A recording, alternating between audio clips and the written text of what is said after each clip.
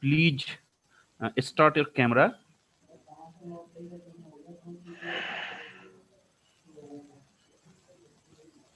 Please start your camera.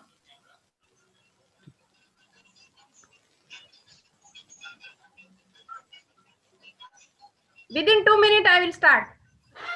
Okay. Within 2 minutes. Tinku sir, you can start now. Meeting is on live on YouTube. Okay. So, Thank you. You can start. So, good morning, all of you, all the dignitaries. The Swami Ramanand Tirth Marathwada University is organizing one-day national webinar on mental health and quality of life of married women, working women in India. Respected sirs, this webinar is sponsored by the National Council for Women, Government of India. So our university is only one university, those who have received financial support from this national level webinar. So first of all, I welcome to Professor V.N. Patil, Madam, Honorable Dean, Faculty of Interdisciplinary, Swami Ramanand Tirth Marathwada University, Nanded. So our today chief guest, Professor Saddev Poddar sir, Honorable Vice Chancellor, Maharaja Veer Vikram Singh University, Agartala, Tripura. I welcome to our Honorable Vice Chancellor sir, Uddhav Bhosle sir, Pro Vice Chancellor Joginder Singh Visan sir, Professor C.R. Baviskar sir, Director School of Physical Education, School of Educational Sciences, and welcomes to all the participants, all the delegates, and all our resource persons, especially speakers and chairpersons of the session. So, first of all, I thanks to Piyush Jain ji for giving me a support for online support from New Delhi. So always the Physical Education Foundation of India is providing us the help whenever we require. Second, we have with us Dr. Meenakshi Pahuja, Sri Ram Lady College for Women, University of Delhi, Dr. Ramesh Kadamji, Principal, Rajiv Gandhi College, Mukhed, Dr. R. Sampath, HOD and Director of Physical Education, Coimbatore Institute of Technology, Coimbatore, Rajasthan, Honorable Jai Bhagwan Ji, Professor Vasanti Kandiraman, University of Mumbai, Dr. Sharma from Kota University, Deepak Patil sir, Satara, Maharashtra, Vikram Kuntuwar sir, Dr. Unnoy Bisnoy, Madam from Roorkee, Uttarakhand, Dr. Venkat Mane from DV ACS College, Vokar. Our speakers, today speakers, Dr. Mahananda Dalvi, Head Department of English, IBP Mahila Mahavidyalaya, Aurangabad. Second speaker, Professor Archana sir from Archana Madam from Banaras Hindu University, Banarsi. Third, Dr. Sadhana Kumar, Senior Gynecologist, Sadhana Hospital, Dhanbad, Jharkhand. Next speaker, Dr. Piyush Kumar Jain, Secretary, Physical Education Foundation of India. So he worked a lot on mental health, not only in working women. He worked on mental health in every people in India, especially in the school students, school childs, through physical activity and active participation of sports and game inter nations. So our next speaker, Dr. Prasad Deshpande sir, who is a professor of psychiatry, Government Medical College and Hospital, Aurangabad. I welcomes to all of you. So here now I request to Professor V.N. Patil, Madam, for introductory speech. Professor V.N. Patil is a professor in the School of Educational Sciences. She is Professor of Educational Sciences. She is a member of Management Council, member of Academic Council, and she is a Dean Faculty of Interdisciplinary. Actually, Bajanta Patil Madam is a source of our inspirations. She always inspires us for take several type of academic activities. So this conference, this webinar is only due to organize by the inspiration of Dr. Bajanta Patil Madam. So I request to Bajanta Patil Madam, so please introductory speech. Dr. Bajanta Patil Madam. Thank you, Sinku sir.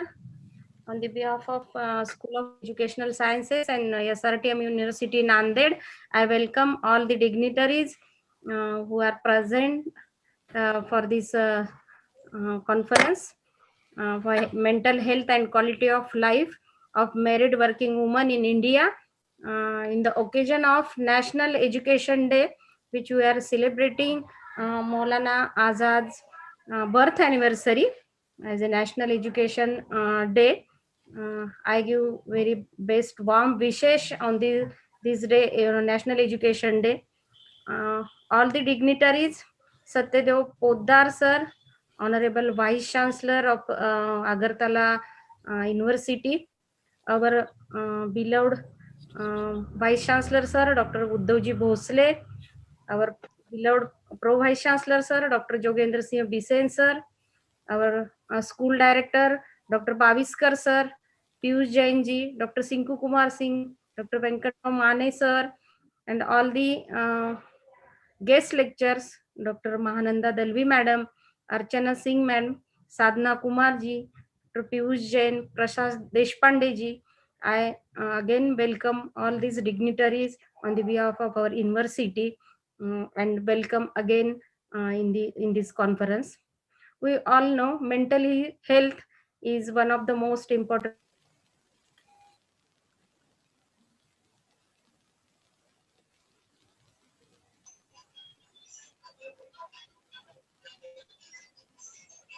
Madam mike mute झाला. mental health is the foundation for well-being and effective functioning for individual and for all community. That of women is the important for both own and own health and for the well-being of their family, especially for their children and all the family members. Women are likely than men to be adversely affected by the mental problems, the most common being anxiety and depressive disorders. We all know the variety of significant and important role is played by women for their birth till the end of their life. She is still considered weak even when she plays all the roles and jobs timely and in efficient manner.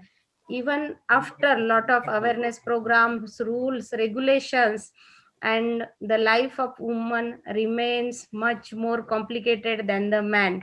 We all agree with this statement. In addition to taking care of herself, she has take care of her family members as well, being a daughter, a grandma, daughter, sister, wife, sister-in-law, mother, mother-in-law, grandmother, and all these roles played by the woman in one time. I here working women, that is those who are in the paid employment, face problems at the workplace just by the virtue of their being a woman. Social attitude to the role of woman lags much behind the law. The attitude which consider women fit for certain jobs and not others causes prejudice in those who recruit employees. Thus, the women find employment easily as nurses, doctors, teachers, secretaries, or on the assembly line. Even when well qualified women are available, preference is given to the male candidate of equal qualifications. So, a gender bias is creates a hurdle at the recruitment stages itself. When it comes to the remuneration, though the low problems in equality, it is not always practiced.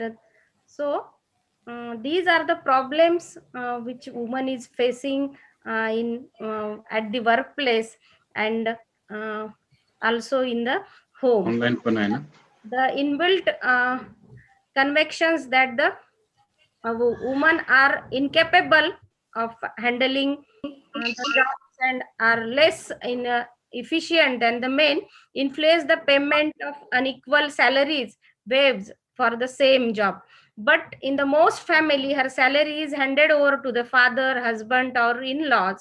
So the basic motive for seeking employment in order to gain economic independence in the nullified in many women's case. The problem of gender bias beset women in the industrial sector when the technological advancement result in uh, of employment. Women worker in India are faced with lot of challenges than their male partners in the other country. Besides of so many efforts from the past year, female section of society uh, developed in the compared up to male section.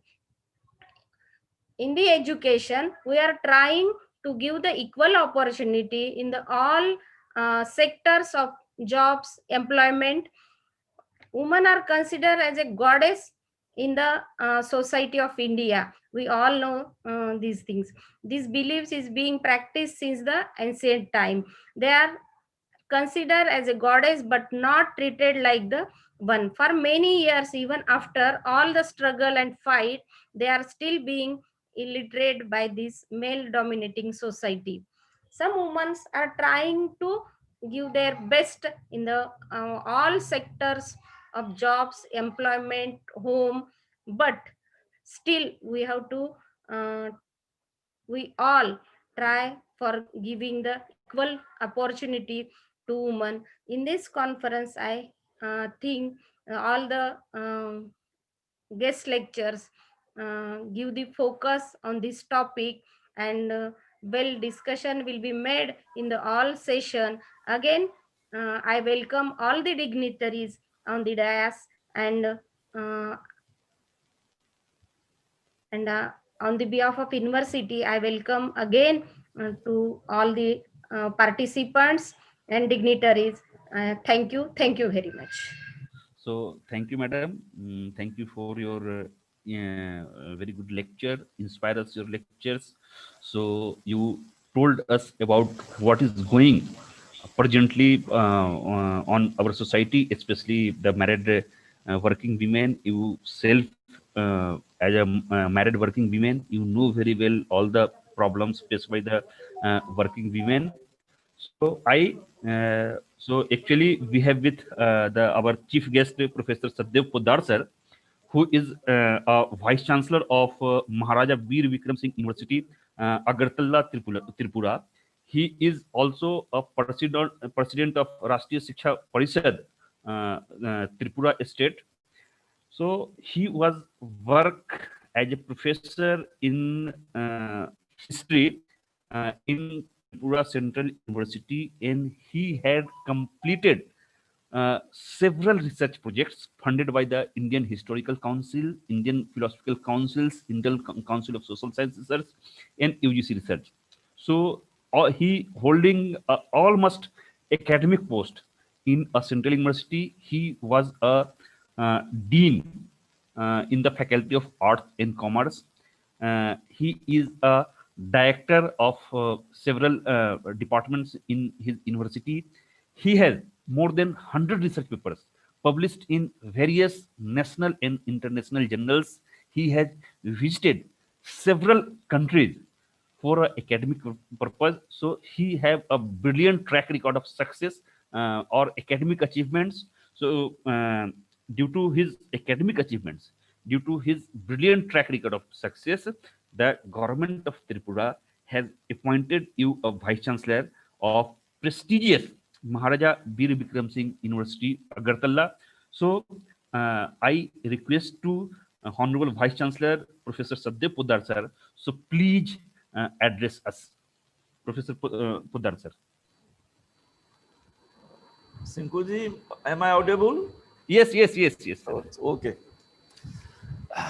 Good morning to everyone.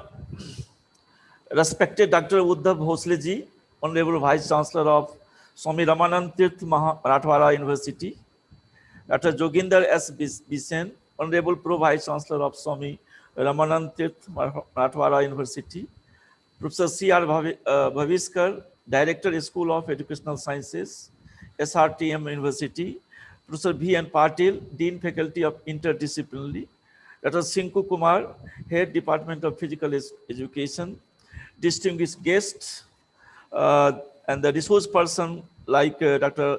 Mahananda Chandrakant Devi from Aurangabad, Professor Archana Singh from Varanasi, Dr. Sudhana Kumar from Jharkhand, Dhanbad, Dr. Piyush Kumar Jain from New Delhi, Dr. Prasad Deshpande from Aurangabad, and many more.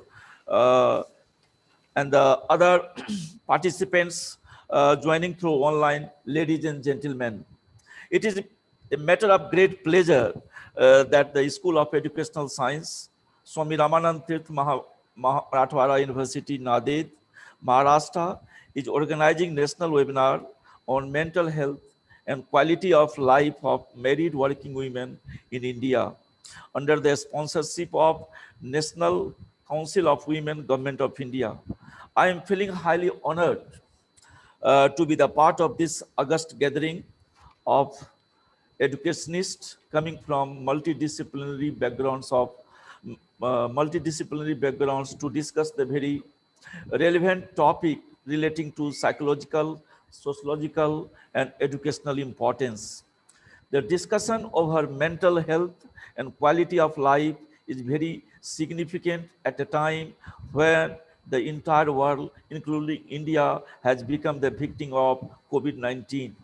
The status of working women, more importantly, married working women, in context of their mental health and quality of life has been a segment of important segment of studies, as it has been grossly affected the work culture of institutions where they are working and the family from where they are belonging to. Quality of life is judged on the basis of health, comfort, and happiness experienced by any individual. According to World Health Organization, quality of life is defined as the individual's perception of their position in life in the context of the culture and value systems in which they live and in relation to their goals. Quality of life consists of the expectation of an individual or society for a good life. These expectations are guided by the values, goals, and socio-cultural context in which an individual lives. It serves as a reference against which an individual or society can measure the different domains of personal life. Quality of life should not be confused with the concept of standard of living, which is based primarily on income. Quality of life of a married working woman and deliberation of the factors which affect their mental health is certainly an interesting topic in context of India. It also indicates the wider vision of the organizer of this national webinar. And I am thankful to Dr. Sinku Kumar, who has invited me to give inaugural address on this occasion on the topic mental health and quality of life of married working women. Myself, being the student of history, always has a tendency to look the matter in historical perspective. And I find the history of mental health and quality of life in ancient Indian literature. Vedanta philosophy conceptualizes Atman as the core value of personality, which is the prime control of the mind, body, and intellect. But Vasana, the inherent tendency, determine nature and activities originating from them. This difference between the mind and the Atma has always confused the Western philosophers till the researches of the Freud, Jung, and Adler recognized the reality of unconscious. Cartesian dualism differentiating mind from matter is very recent to the Western thought. While the Indian philosophy, particularly the Upanishad, understood the mind more from within than from without. The case study of married working women has a comprehensive scope, and the scholars of the webinar would certainly look into the matter of the working women and the mind from within in order to judge their quality of life. Vedanta mentioned mantras for prayers to bring noble thoughts to mind and purifying it. Rig Veda describes Sattva, Raja, and Tama as personality traits and also identifies mental illness independence of physical illness. Yajurveda conceptualizes mind as the inner flame of knowledge. A woman has been depicted as Ardhanarishwar or Shakti in the ancient Indian literature. Women are the key to sustainable development and quality of life in the family. Women play a variety of roles in the family as a wife, as a mother, as a sister, and outside the family as a leader, as an administrator, and so on and so forth. A married woman sacrifices her personal pleasure and ambition, sets a standard of morality, relieves stress and strain, tension of husband, maintains peace and order in the household. Thereby, she creates necessary environment for her male partner to think more about the prosperity of family. She has been the source of inspiration to men for higher endeavor and worth achievement in life. Married women stand by husband in all the crises as well as she shares with him all success and attainments. She is the person to whom he turns for love, sympathy, and understanding, comfort, and recognition. She is the symbol of purity, faithfulness, and submission, and devotion to her husband. Jaishankar Prasad ji, जो हिंदी के बहुत बड़े साहित्यकार हैं, वे लिखते हैं, नारी तुम केवल श्रद्धा हो, विश्वास रजत नग पक्तल में, पीयूष स्रोत सी बहा करो जीवन के सुंदर समतल में। जयशंकर प्रसाद की यह नारी जब घर से बाहर निकलती है, ऑफिस जाती है, तब उसकी मानसिक अवस्था अलग हो जाती है। अथर्ववेदा डिस्क्राइब्स मनाज mind as an important hypnotism and talks in details about willpower, emotion, inspiration, and consciousness.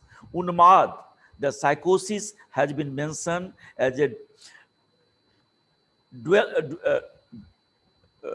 deluded state of mind in Vedas with etiology suggestive of both organic and functional.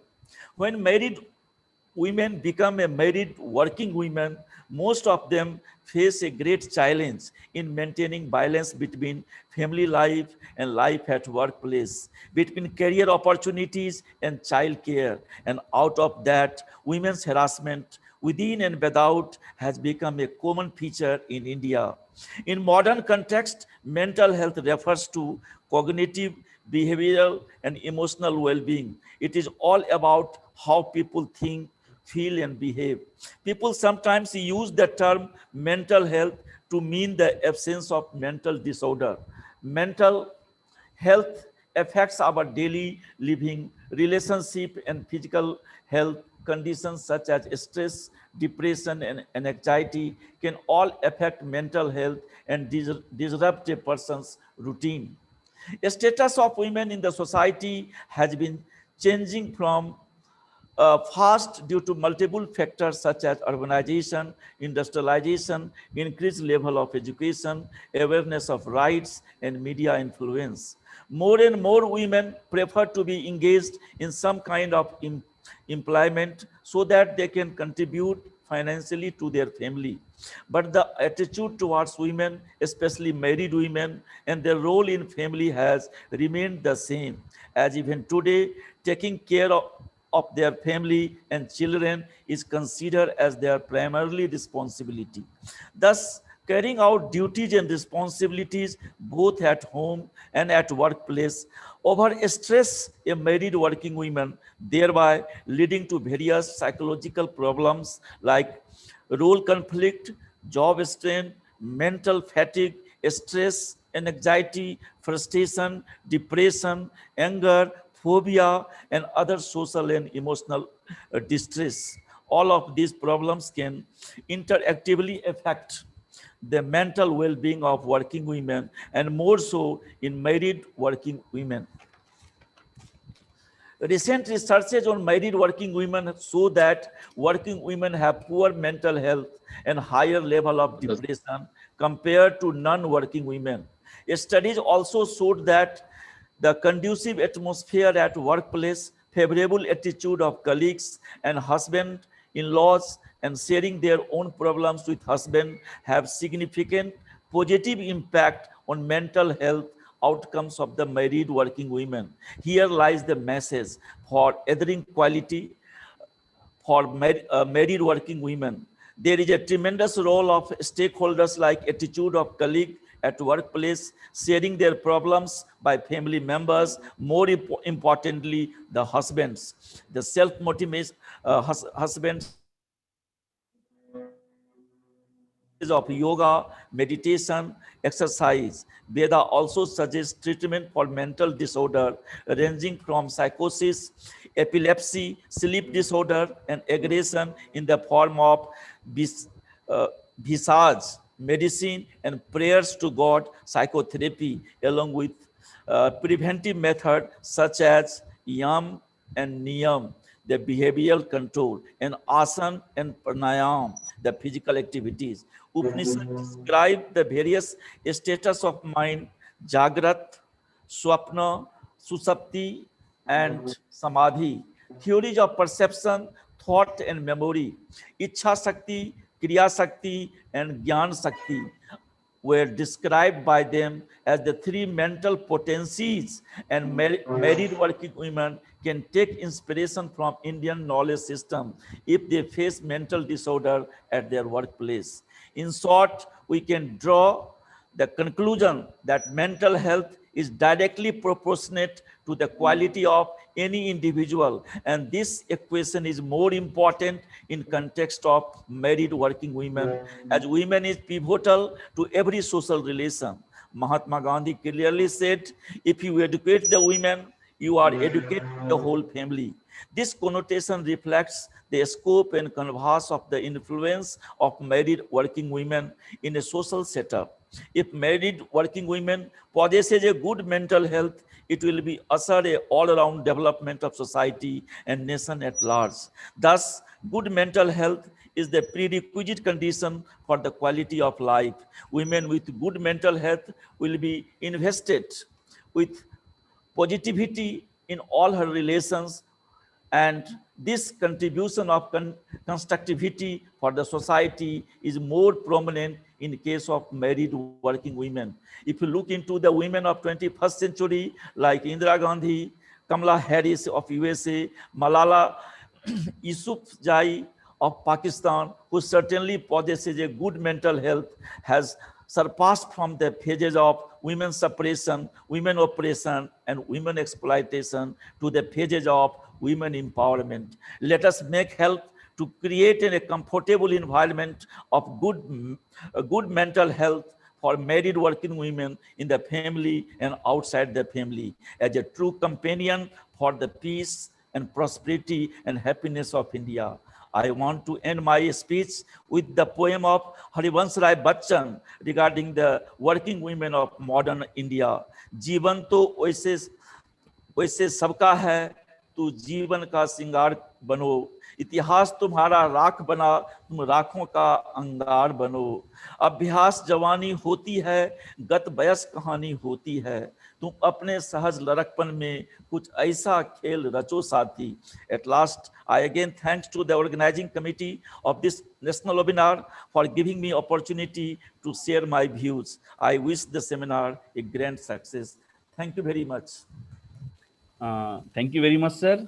So, thank you for your good lectures. So, your lectures definitely will be provide a platform for enhance the mental health of working women in India. So, I also thanks for your inspirable lectures. So, this is well recognized that in our Indian culture, marriage, pregnancy, childbirth are consideration of couples who start their life together, and infertility is important concern of the group. Absence of children may lead to a serious marital problems such as divorce and second marriage. Hello, hello. So now I request to our Pro Vice Chancellor, Dr. Joginder Singh Bisan sir. Actually, he is a man of Hindi, and in past he was working as a principal in one college of Latur, Dayanand College of Latur. This is one of the prestigious college, NAC re-accredited A grade college, and Dr. Bisan is a very very genius in his field. He is very dedicated in his field. So I request to Dr. Joginder Singh Bisan sir. So please address us, Dr. Joginder Singh Bisan sir.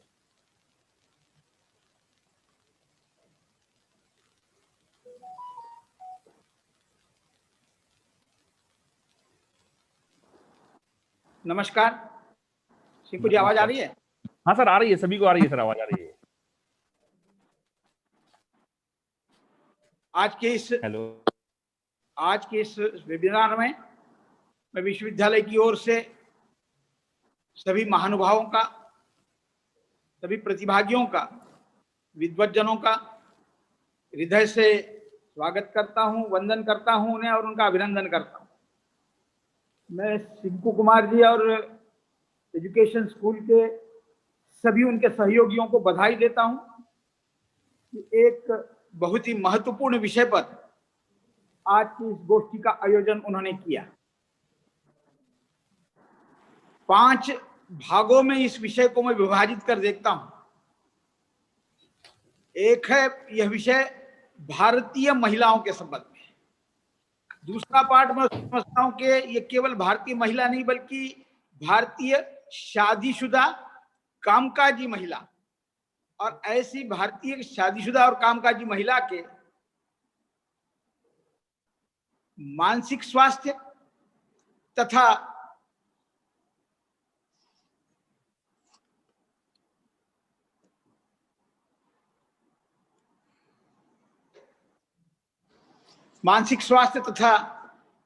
उनकी जीवन की गुणवत्ता को लेकर जो चिंतन करने के लिए हमें बाध्य कर रहा है।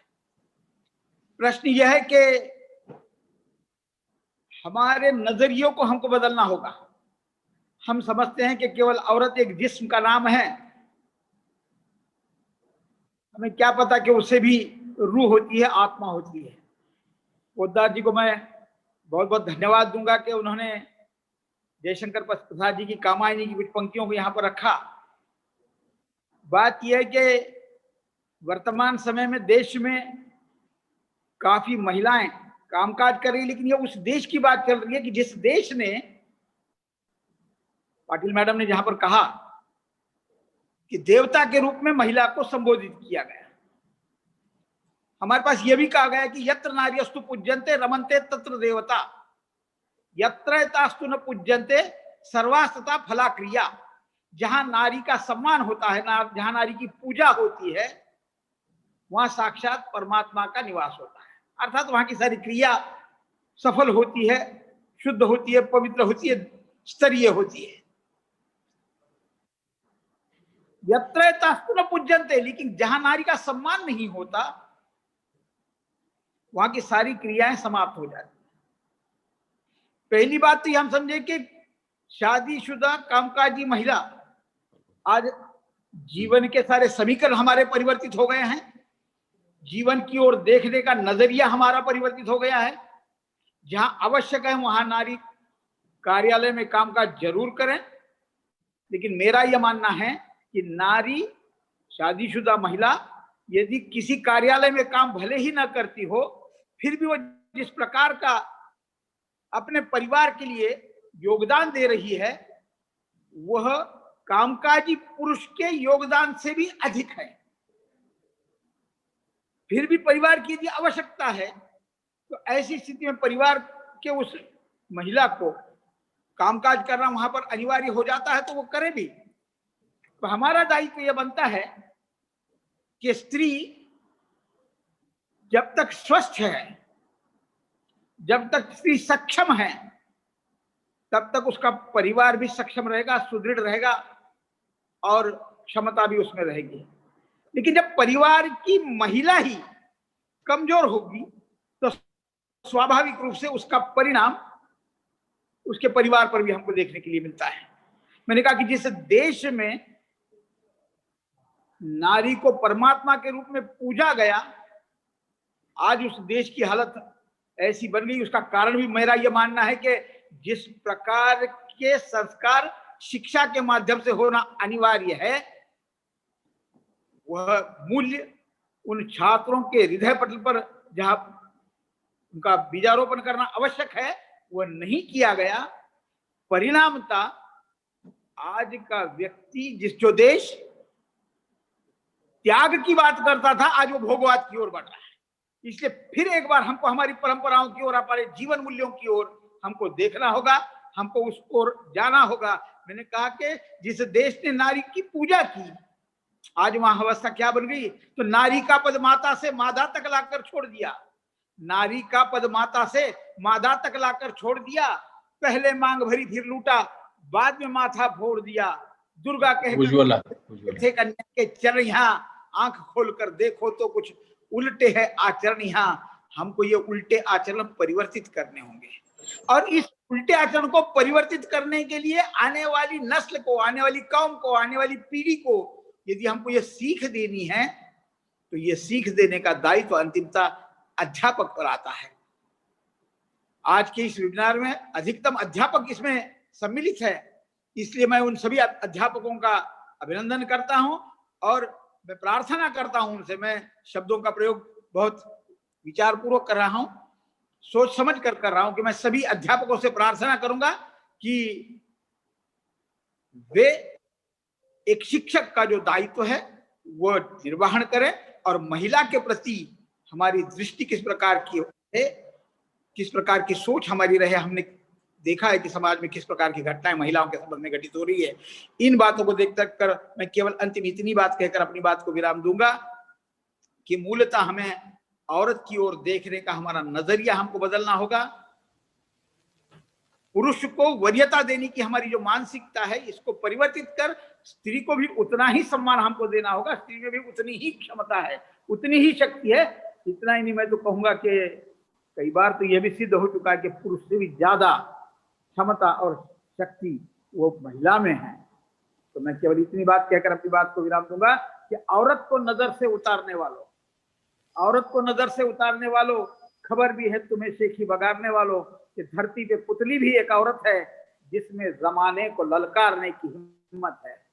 पहन के दिलेरी का ताजा आज वो बैठी है, कल तक घर में थी, आज कार्यालय के सिंहासन पर आज बैठी है। अगर के फूल का एक हार है यही औरत, उठे तो तलवार है यही औरत।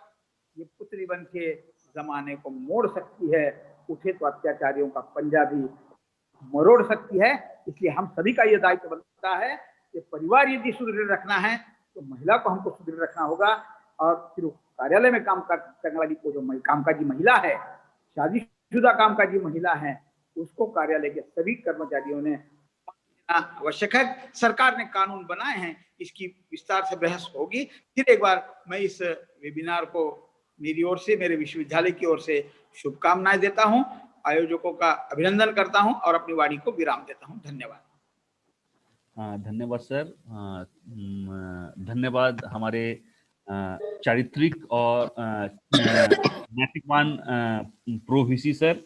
आपने बहुत अच्छा बताया वर्तमान परिदृश्य में जो चल रहा है और किस तरह से हमारा नजरिया नारी की तरफ होना चाहिए, क्योंकि नारी हमारे देश में नारी को ज़्यादा ऊंचा स्थान दिया गया है। हमारे जितने भी धर्म ग्रंथ है उसमें पहले नारी का नाम आता है, और नारी ही वैसी चीज है जो इस संसार को चलाती है, और नारी ही प्राइमरी टीचर होती है सभी बच्चों के लिए।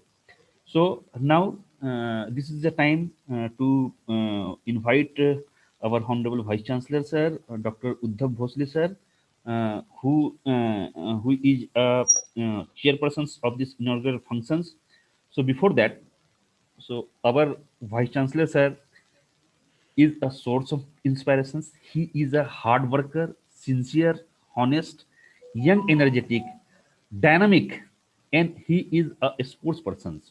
So during his 2 years periods, so university has got lot, and he learned a discipline in entire university. So sir is a very young, and sir is giving, I think, as per my experience, I observed that. So more than 10 to 12 hours he is giving for the development of our university.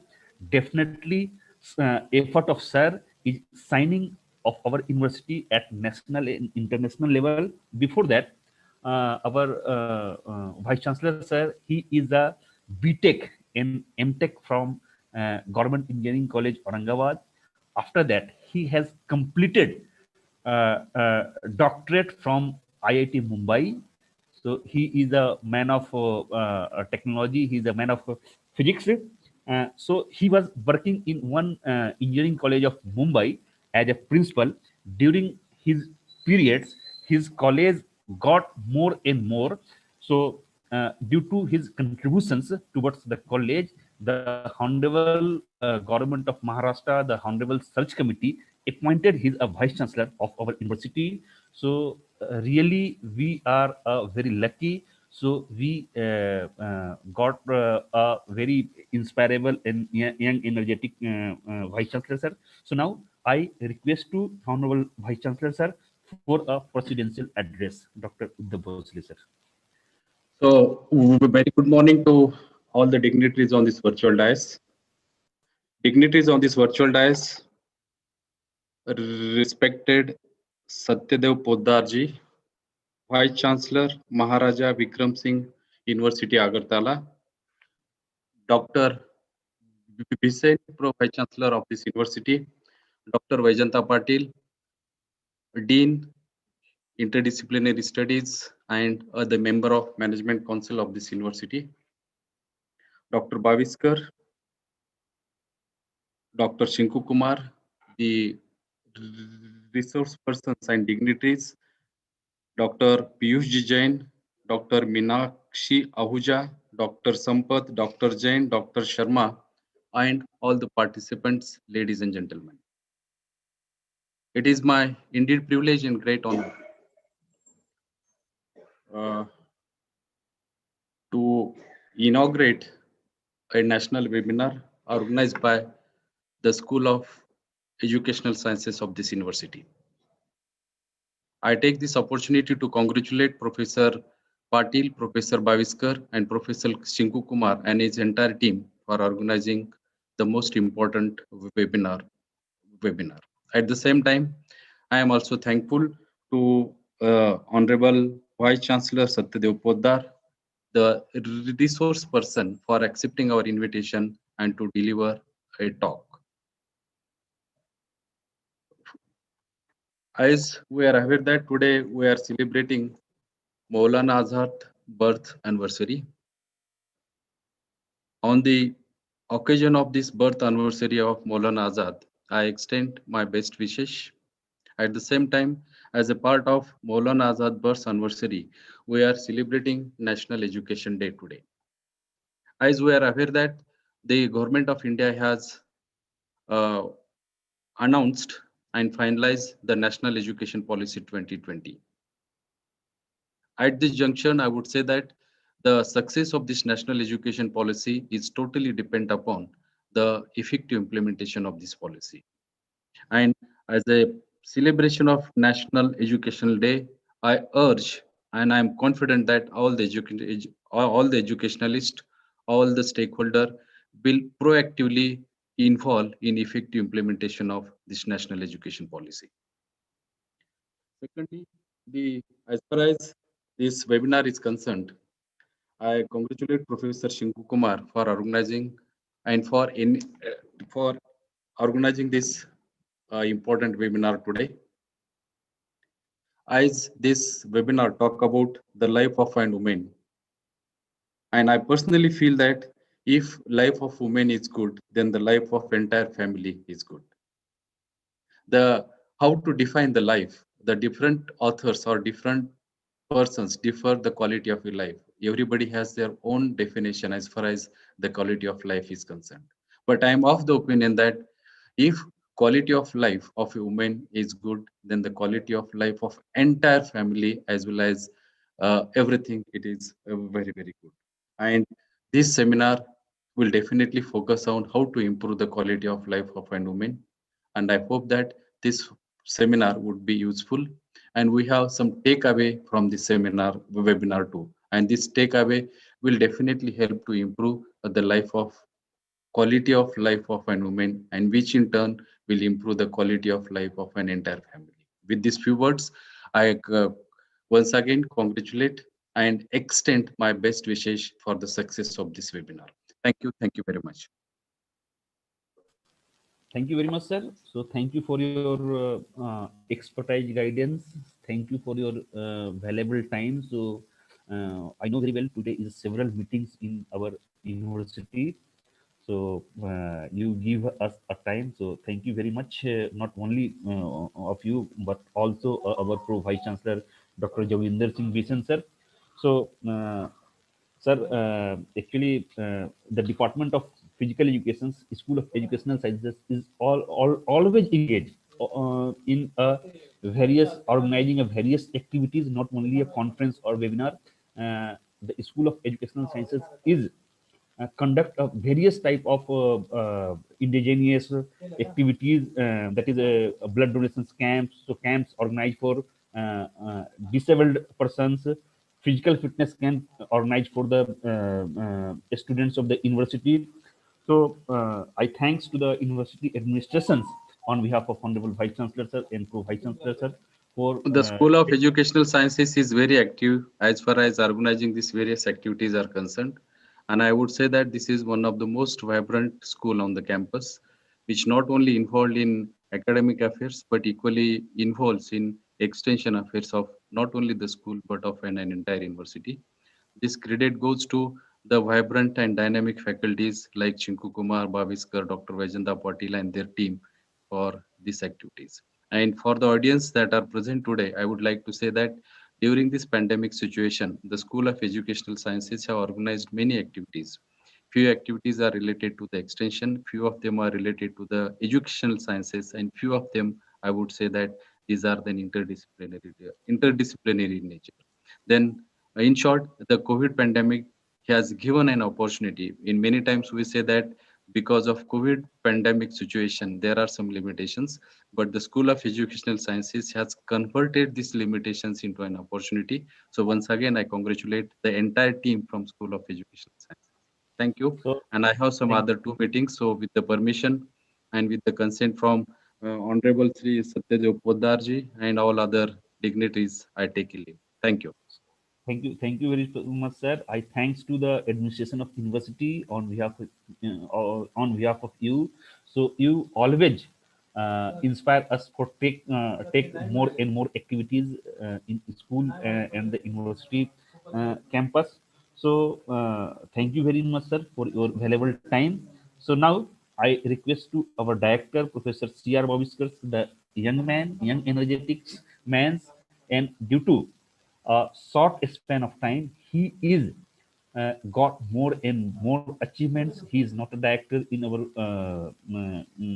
educational sciences school, so he is holding a several director of distance education. He is a elected member of Senate from our teacher constituency, and he is giving more than 10 hours, average more than 10 hours for schools, for development of our university.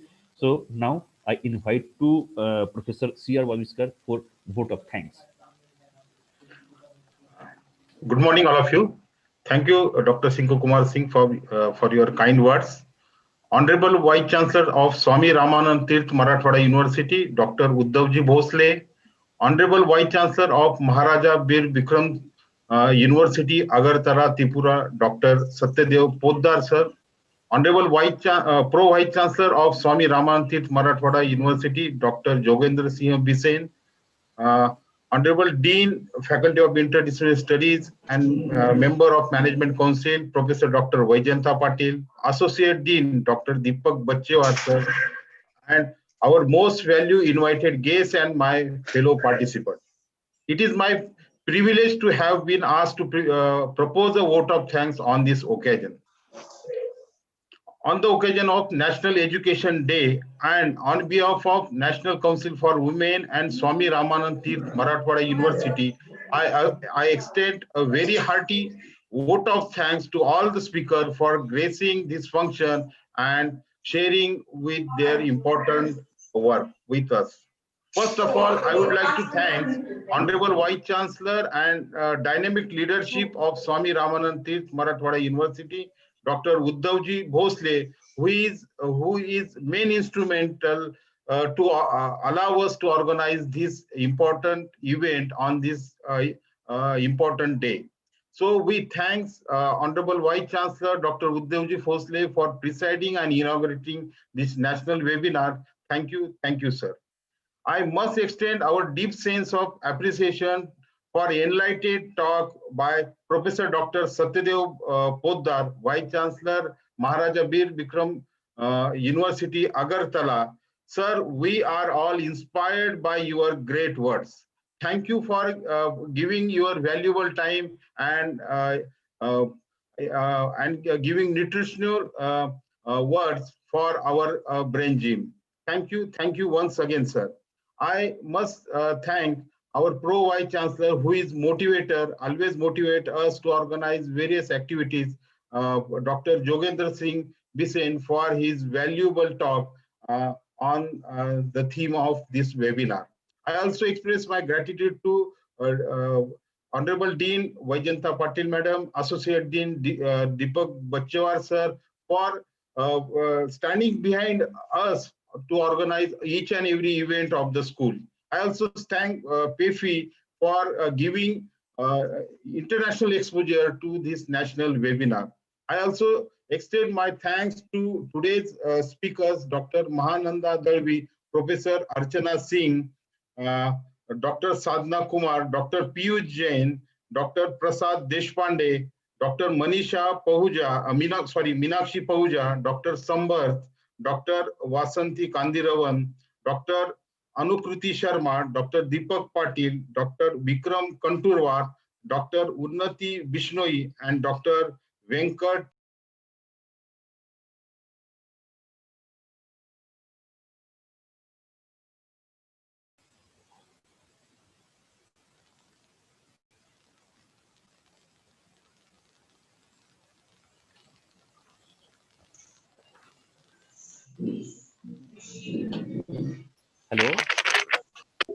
Hello. Thank you very much, sir. Now this is the time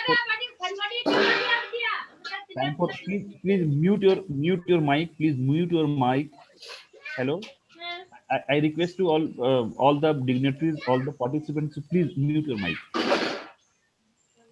So we are facing a disturbance. Hello. Please mute your mic, please. So now this is the time for the session. In this time, Dr. Meenakshi Pahuja, who is working as an associate professor in Lady Sri Ram College for Women, University of Delhi. So before that, hello, I request to all the in participants, please mute your mic, please. Hello. So with Dr. Meenakshi Pahuja, so she is a swimmer. Actually, she is a swimmer at international level, and she is got several awards. Varsha Gupta ji, please unmute your mic. Please mute your mic.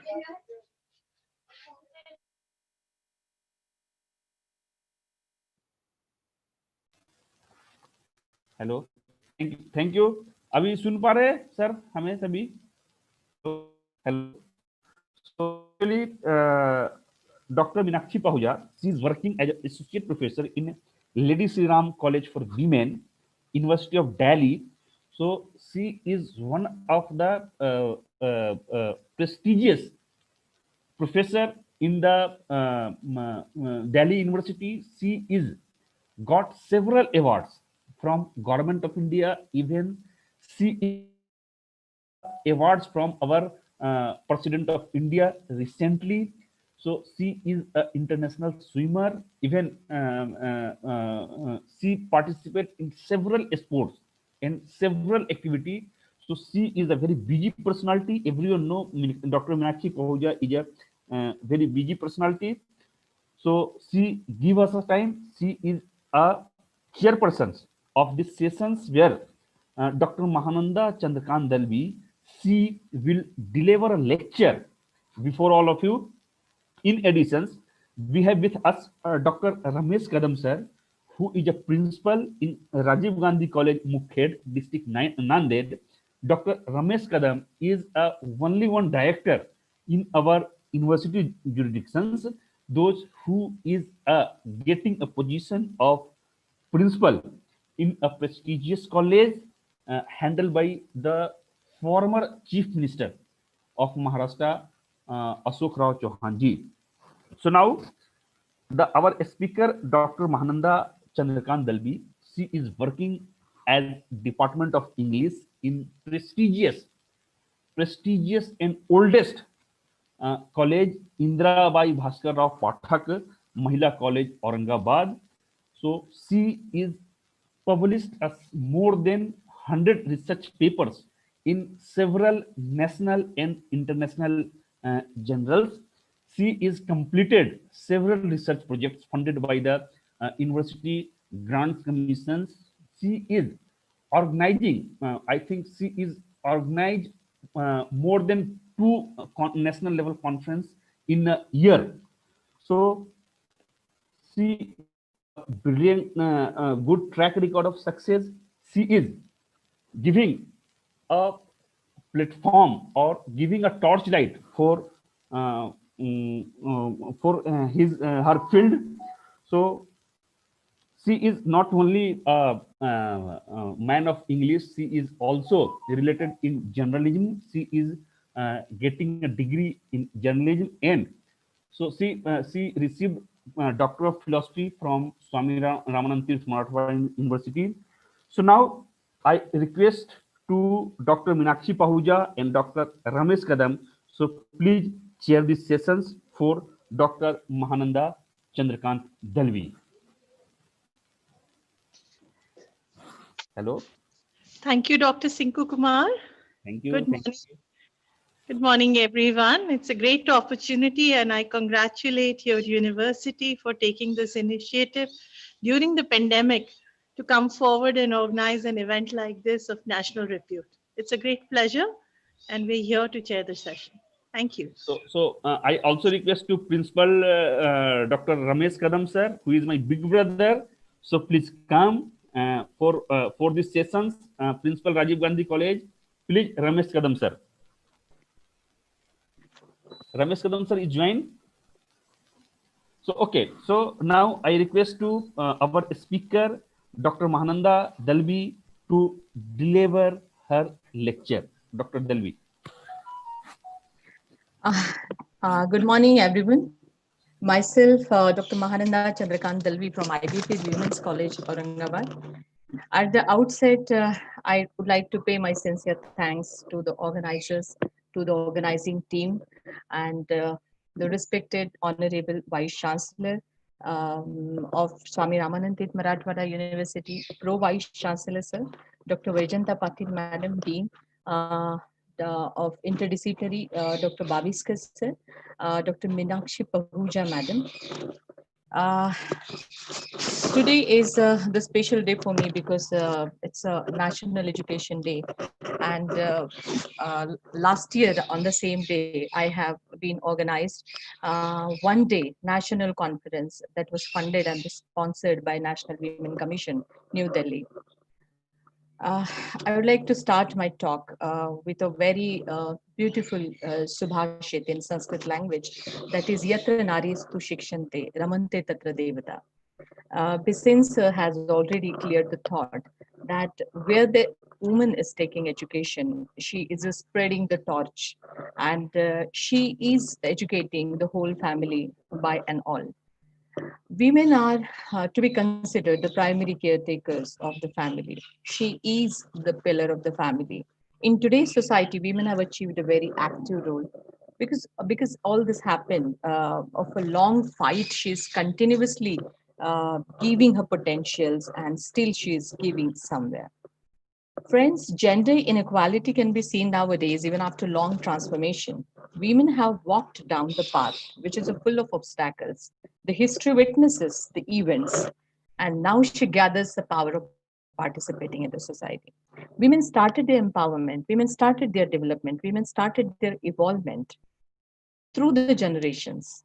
But nowadays, it is going to be noted down by few organizations, by few central government regulatory bodies like National Women Commission, State Women Commission, or it is spreading like some women's study cells in different universities and colleges.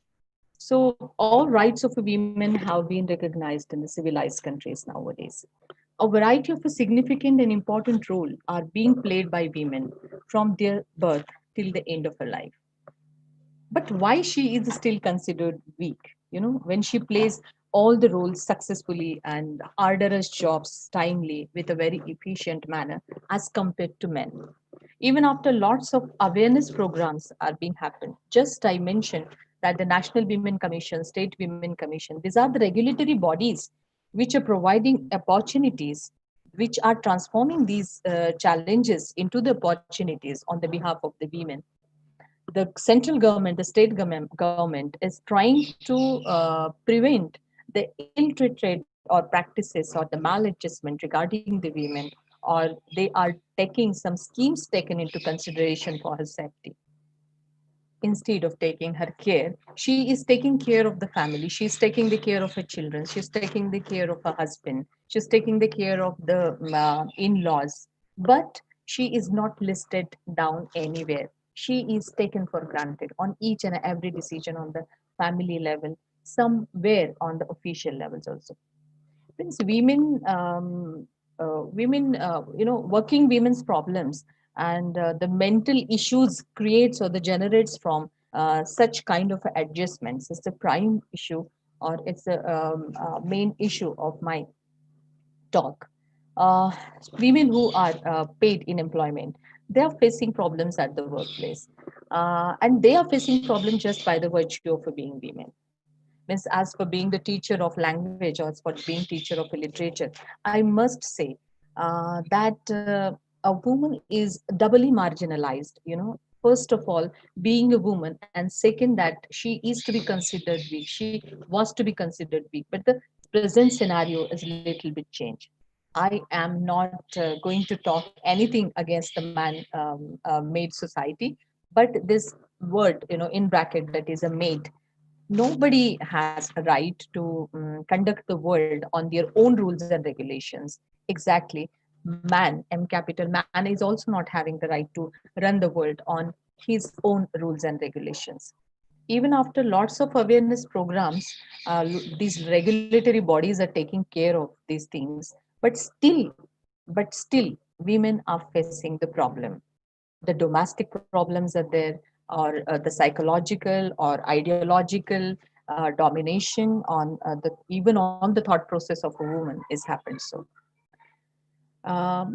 most of the times I have been observed that in literature that the women are to be called as a goddesses on the pages, but in the society when we are treating her, we are not giving her that due respect. This belief is being practiced since ancient times, and they are considered as a goddesses, but they're not treated like one. So for many years, even after all the struggle and the fight, they are still being ill-treated by the society. May I ask a question? Am I audible to everyone? Yes, yes, you are audible. Yes, ma'am. Yes, yes, yes. So even after all the fights and even after bad treatments on the grounds of a family from her husband or from in-laws, women are considered very important part of everybody's life. You know, without a woman or without a mother, without a wife, without a sister, and without a daughter, we cannot imagine a life. I cannot imagine my life without my mother and without my in-laws and my mother-in-law, because my mother gives me the care, my mother gives me the shade, and my mother-in-law gives me the guidance how to run the family. Education is the different part, and how you are behaving in the family, that is totally different. Means education definitely makes a difference. Education definitely makes a demarcation between the manners and etiquettes. But being educated, a woman is a very much patient torch in the world. You know, she is very much patient. You know, she is increasing her endurance. But today the scenario is being changed. She needs to break the shackles of endurance. She needs to be confident, and she needs to assert her own thoughts. She needs to assert her own paths, and she needs to assert her own potentials.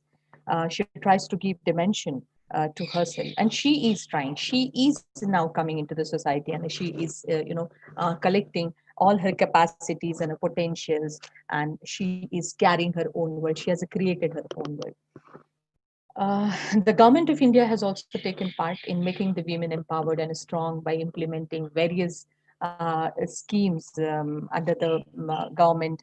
And as I told you, the National Women Commission's focus is totally prevent such kind of a big issues like female foeticide is there, dowry deaths are there, early child marriages, domestic abuse is there, child labor, sexual harassment, mental harassment.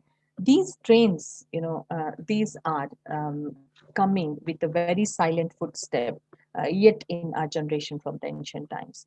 And government is trying to ban these practices, but we cannot say that the government is 50 to 60% successful.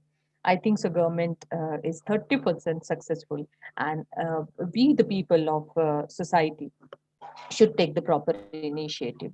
Um, I must say that one more thing I would like to mention, that women are getting power even in the rural areas, but the picture is totally changed. They are taking participation in the political elections and all, but we are going to see that woman is just the owner of a signature, but behind or at the back of her, her husband is taking every decision.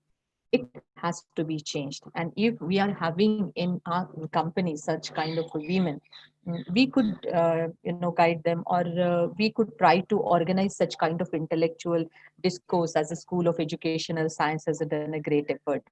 And I don't know anything about the participant teacher and delegate participants are there, but we need to call to the women who are doing some social work in the slum areas. We need to call the women who are working in NGOs already. And such kind of a woman should listen these talks, and they should change from their part.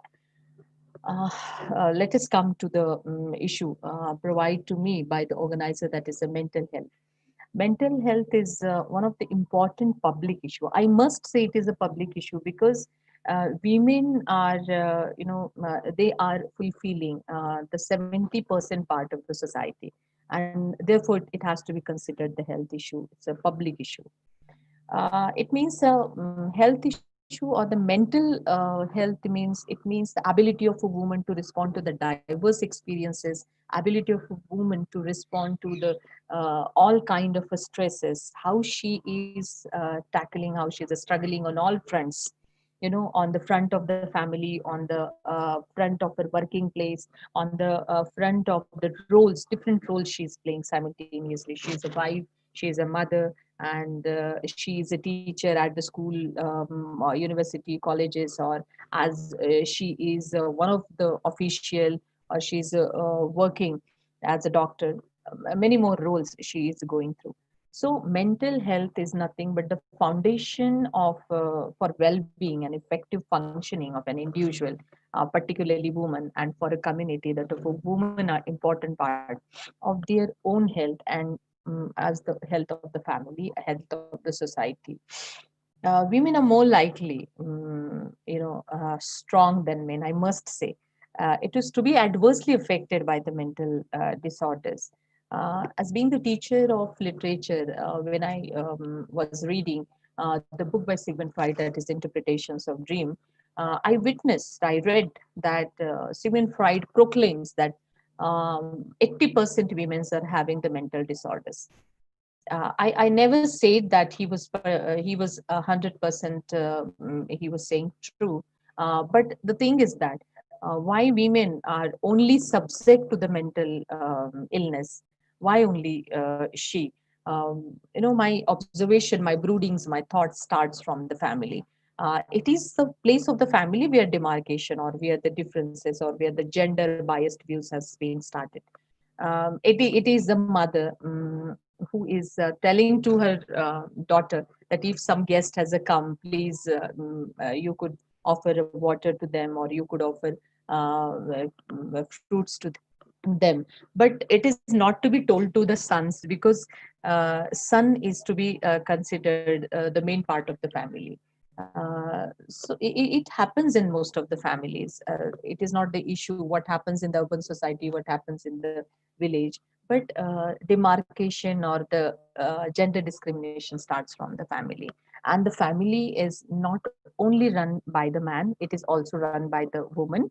I don't want to shoulders the whole responsibility on a man-made society, or I don't want to say male-dominated society, because it is the responsibility of the whole family members, that how they are treating to women. So the mental states from here, the girl, the woman, they are growing up with less confidence, I think so. They are not powering 100% confidence. Family is not powering 100% confidence in them. The status of a woman in a society has been changing for due to the multiple factors. Just as I said, the part of urbanization is there, industrialization is there, the increased levels of higher education nowadays, the awareness of the rights, awareness of women rights, and the influences of a media. Lot many dimensions or the technologies are affecting or nurturing the womanhood. Actually, gender discrimination is the basic cause of the mental health of a woman, because from gender discrimination, woman is coming towards her womanhood, and now she is coming to the definitions of the womanhood. There's a very crucial sentence done. Crucial, I must say crucial it is, because Simone de Beauvoir was to be considered the first feminist who said uh, she is not born, but she made a woman later on after getting birth. And she was an individual, but nobody is ready to give her the identity as an individual. Everybody says that she is a woman, you are a woman, that's why you have to behave like that, and that's why your voice should be very low, and whenever you are walking, there should not be the voice of your footsteps. Means don't do anything that seen as an manly, or these are the things. Means what I mean to say, the society has made compartments. The woman should do this, and the man should do that. These particular compartments we need to break, and up to some extent we are successful, but we are not 100% successful yet. So such kind of reprimandation, such kind of improvements, and such kind of commencement has been started somewhere. The attitude towards women of society, especially to married women and especially to the married working women and their role in the family, has remained the same. Means her working attitude, or her the hours how much she's spending on in her workplace, it is not at all considered by a man. I'm really sorry, because lot many men are there and they are having their working housewives, but it is to be taken for granted. Means whatever she is doing at home, whatever, means it means she may fold the clothes, or she may washing the utensils, or she's cleaning the floor, but it is her work and it is assigned work to her by our culture. These thoughts are basically rooted in the thoughts of the family, in the thoughts of the society. Nobody is going to change. Therefore, we need to break this shackle. Then we could try to improve the mental health of a woman. And as I told you, I was talking about the Sigmund Freud's statement that women are morally the subject of the disorders.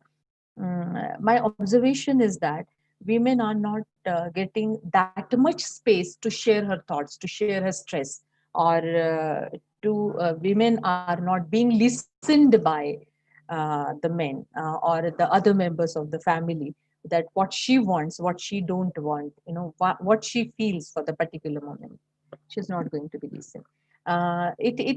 She is carrying out her duties numblessly, and in literature, most of the times, woman is compared to a cow.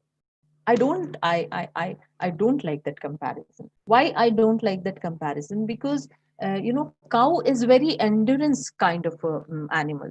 The cow shows not only the purity of Indian culture, but she is showing you that she is as if emblem of endurance.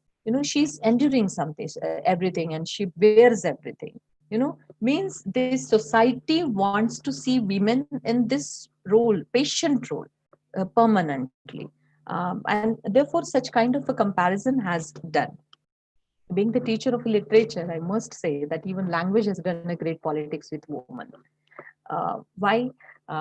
Just the organizers say that in Dharma Granthas, in Bhagavad Gita, Upanishads, and in all the Vedas, woman is to be given a very higher space, sublimed space. We called her Durga, we called her Shakti. But unfortunately, so these all things are on the pages. She has to come out of her respect has to come out from those pages of the books, and we need to give her. Now, whenever in literature or wherever we are calling to the pairs of a man and a woman, we said they are husband and wife. We say they are Mr. and Mrs. And the meanings are like that. Means these binary oppositions, or what you have to call this particular adjectives are being called. First, the man has a come. Second, the woman has a come. But as for the family responsibilities are concerned, you could say if children are not tracking on a good record of marks or a good scores of the marks, the whole responsibility shoulders on women. Why? Because it is she has to see, the whole framework of the family, and she has to tackle all the responsibilities. I mean to say, we burdened her a lot. The shoulders of the woman on all fronts. She is ready to take the responsibilities, and she is not without any kind of accomplish she is doing. But we have to see the measurements, how much stress she has to take. If the society being understood this reality, the mental stress or the mental health of a woman, it must be 100% proliferation for the society. Women at the working places, they're facing many several issues and serious issues. As I told you, that is a gender bias and discrimination at the task assigned to them. She is facing the problem of sexual harassment or the safety issues, even the waging scales or the wage scale variance between man and a woman. Though the majority problems still she is facing, there are a lot many issues. Still, she is tackling or she is handling her career. She is very much successful in the field of science and in research and technology and the business. We could take the example of Sudha Murthy, Veena Patil, Saili Naik, and a lot many names are there which proved their potential, and they shows to the society that woman is not less than a man in everywhere. Working women's problems can be categorized mainly into psychological or social and environmental. In each category, the problem of a woman emerge due to the marked difference home and a workplace. Maybe the repetition I am doing, but thing is like that. A woman is that kind of an entity from where the society starts. and other practical difficulties she is carrying out, both on the levels of the commitments. She's committing herself. She's herself committing. If nobody has, pressured her, but the nature of a woman has, practiced in that kind of a machine that she treats herself machine somewhere. I think so. Why it happens? Because of the traditional and the cultural implications and the cultural manners and etiquettes to women. Friends, women's are, or the woman is, I think so, she is ideologically and psychologically nourished in that way. If you ask a young girl who is expecting to marry, if you ask that girl what kind of a boy you want for the marriage, she said, I completed my graduation and I need a boy who has done the post graduation. Means, does you see that she want to see herself 1 inch lesser, not 1 inch higher than, because she such kind of a thoughts inculcated in Indian society. I don't want to say that the mistake has done by the man-made society only. The mistake has done by the society, that they cannot nourish the equal thoughts or the equal opportunities to man and women. Women's health has been largely neglected area for a long time, and still it is largely neglected area. Nobody in many families, I never seen that they are giving that much priority to the mental health of a woman. With some of the documentation being done of the subject recently, the deeper one digs, it is a proverb in English and all other languages, in Marathi, Sanskrit, and Hindi. The deeper one digs, the more complicated it seems. The easy way out to define health or the illness in biomedical terms, even today, most health-related professionals are taught, and women's health is a matter of nutrition and perhaps poor hygiene or bad obstetric practices. Closure look reveals that this is inadequate to explain the myriad factors in women's lives and influences each other in true affect health. Working women are constantly facing the problems of a role conflict also, or the dual roles she is playing. As I told you that she is playing the role of a housewife in the family. She is playing the role of the working woman outside of the family. These conflict has been associated with a number of dysfunctional outcomes, including the burnout, decreases family and occupational well-being, or you may say the psychological cost and physical complaints, or the dissatisfaction in marriage, or the homemaking requires self-negative issues, whereas wages necessitates its self-enhancement of going ahead. The former implies cooperation, while the latter leads to the competition. Due to the role conflict, women reports to the psychological distresses and the mental tension, the anxiety, etc. It comes later on in words like a disorders. As Sigmund Freud said, lot many women are subject to the mental disorders because she is not having enough space to express her anxieties, to express her do's and don'ts. There are some clear causes of working women's problem which directly attacks on her mental health, and one is that is called as a mental harassment. In the old age conversation or in the old age convention, that is to be called, women are less capable and inefficient in working as compared to men. It had been said, I didn't say it has been said, it had been said, it was a saying that women are not efficient. But today, a woman has changed the scenario. She has changed this sentence or this statement by showing her innate capabilities. Just I mentioned the name of Sudha Murthy. If you put her into the house, we must say that she is the best housewife. She is making chapatis for her husband, and she is making favorite dal for her children's. And when she goes into the office, you would see in her personality a greatest administrator, that doesn't discriminate that whether she is a woman or whether she is a man. The administrator only, and that administrator means an individual. I mean to say that she has some innate capabilities, but she was burdened somewhere from the cultural and the traditional, roots of the manners and etiquettes of the society. The attitude which considers women unfit for certain jobs, in spite of the constitutional provisions, gender bias creates obstacles in the recruitment. In addition to this, the same attitude governs injustice of unequal salaries for the same job. The true equality has not been achieved even after the 61 years of independence, I must say. Working in such conditions inevitably puts stress on women to greater extent as compared to men and making them less eager in their career. Second issue may be the sexual harassment. Friends, as you have organized the webinar that is sponsored by National Women Commission and NCW of central government or the state commission is having the same motto, how to increase, such kind of a harassment, that may be the mental harassment, physical harassment. Today all the working women are prone to the sexual harassment, irrespective of their status, whether she is working into the working class, whether she comes from the middle class, or she is working from the elite class. The personal characteristics and types of their employment doesn't make any difference.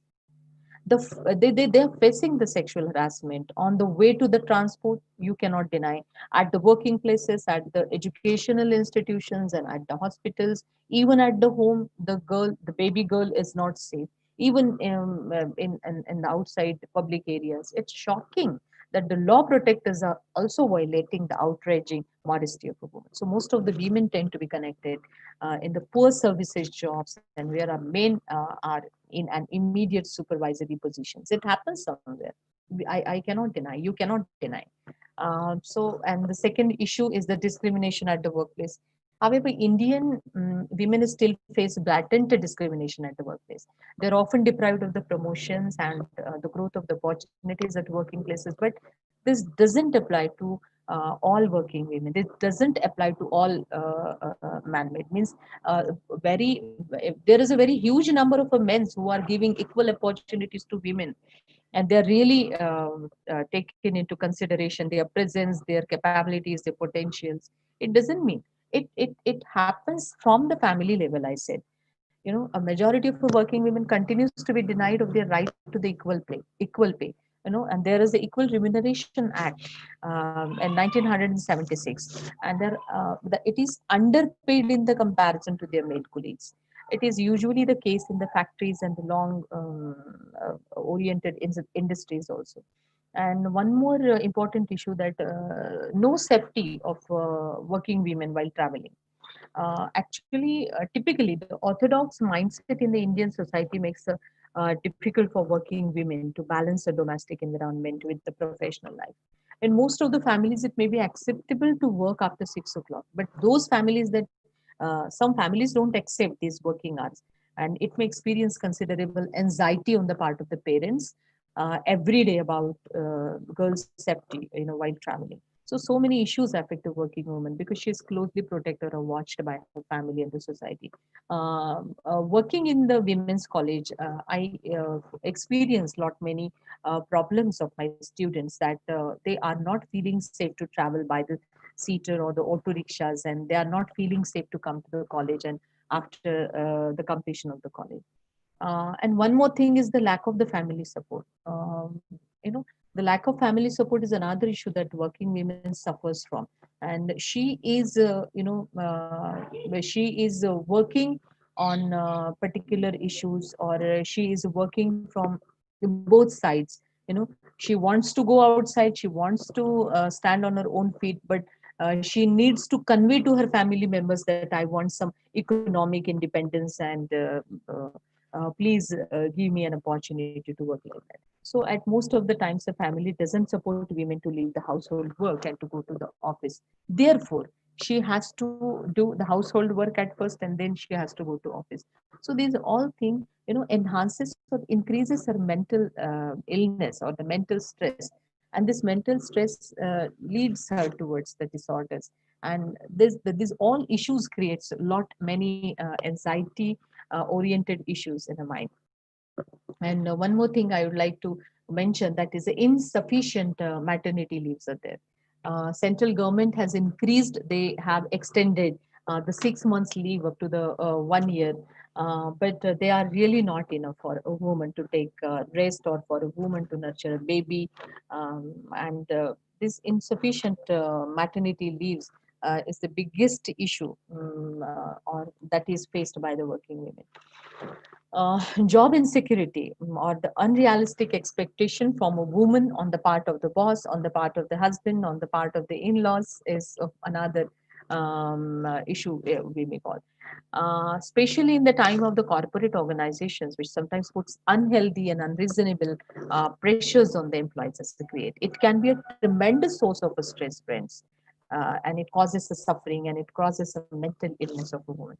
It increased workload, extremely long working hours, and intense pressure to perform every time, to perform the best performance at peak level all the times for the same pay, for the same payment. It can actually leave an employee physically and emotionally drained.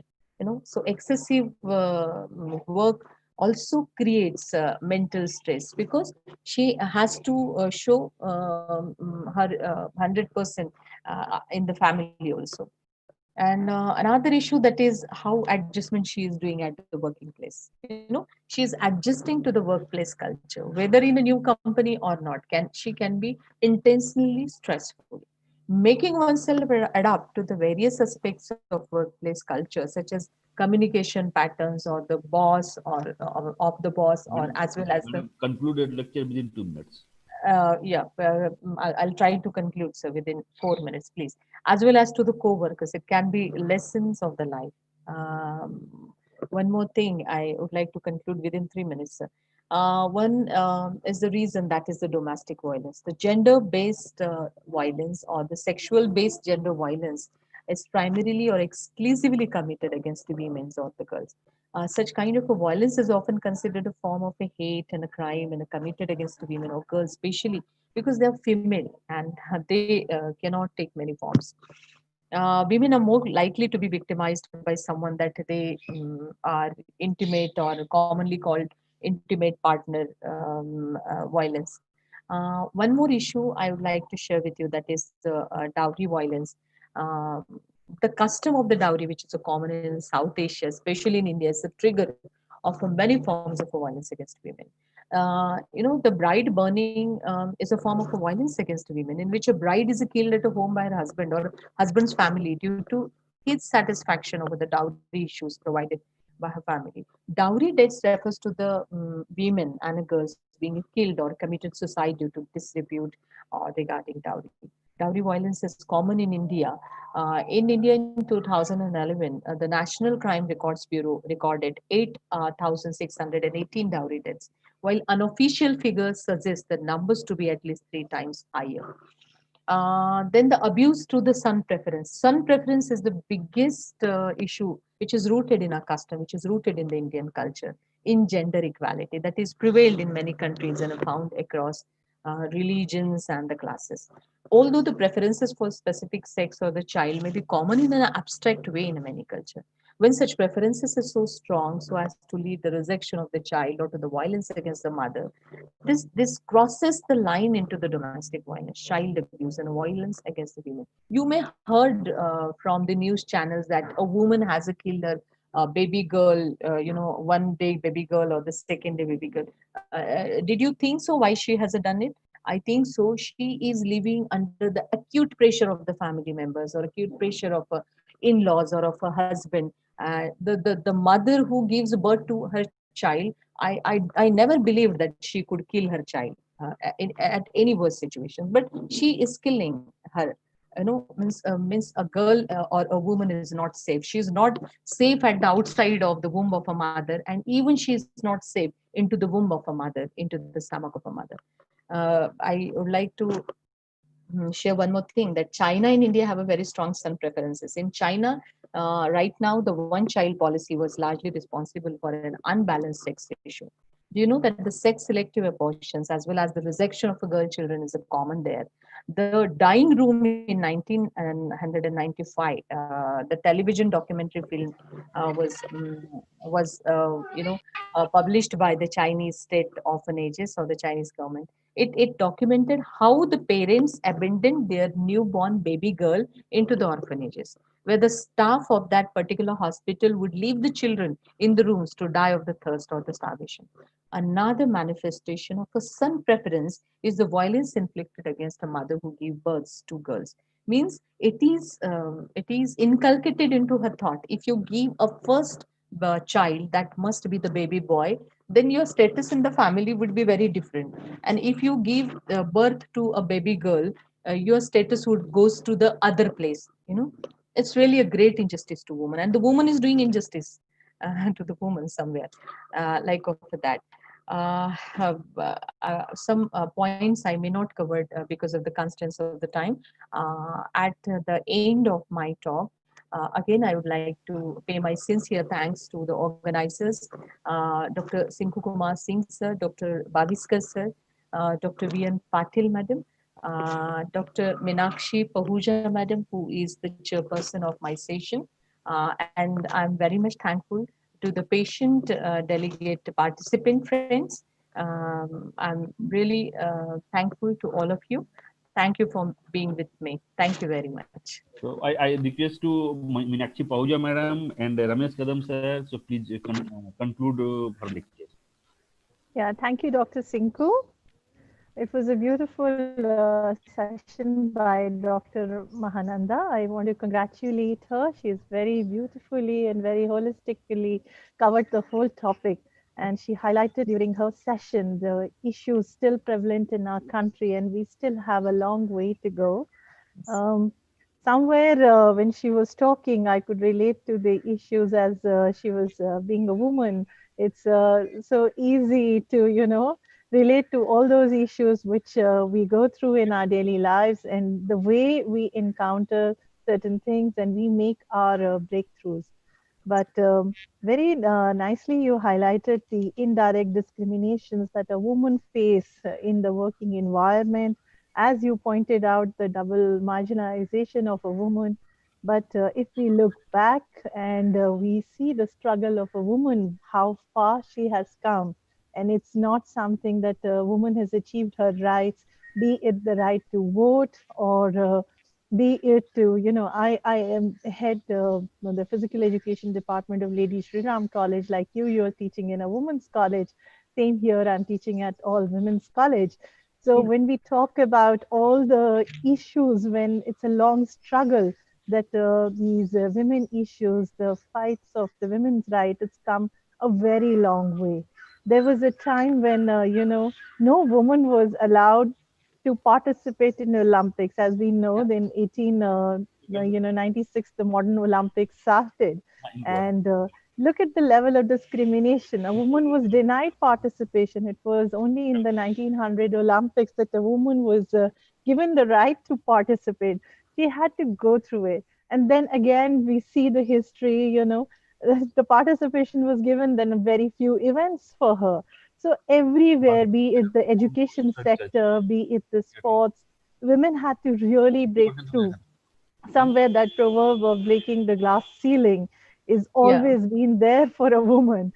So we totally understand. And when you were talking about the Women's Commission, like Dr. Sinku mentioned, I'm a recipient of the highest civilian honor to an Indian woman, Nari Shakti Puraskar.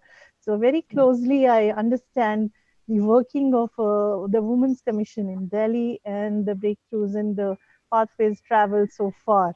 But I really want to congratulate you for the detailed and, key points that you highlighted. There is a lot of work to be done, and it's a long way to go. What should I say when you were talking about gender equality? Again, I will quote an example from sports, from the history of the Olympics. The last Olympics, Rio Olympics, saw only 46%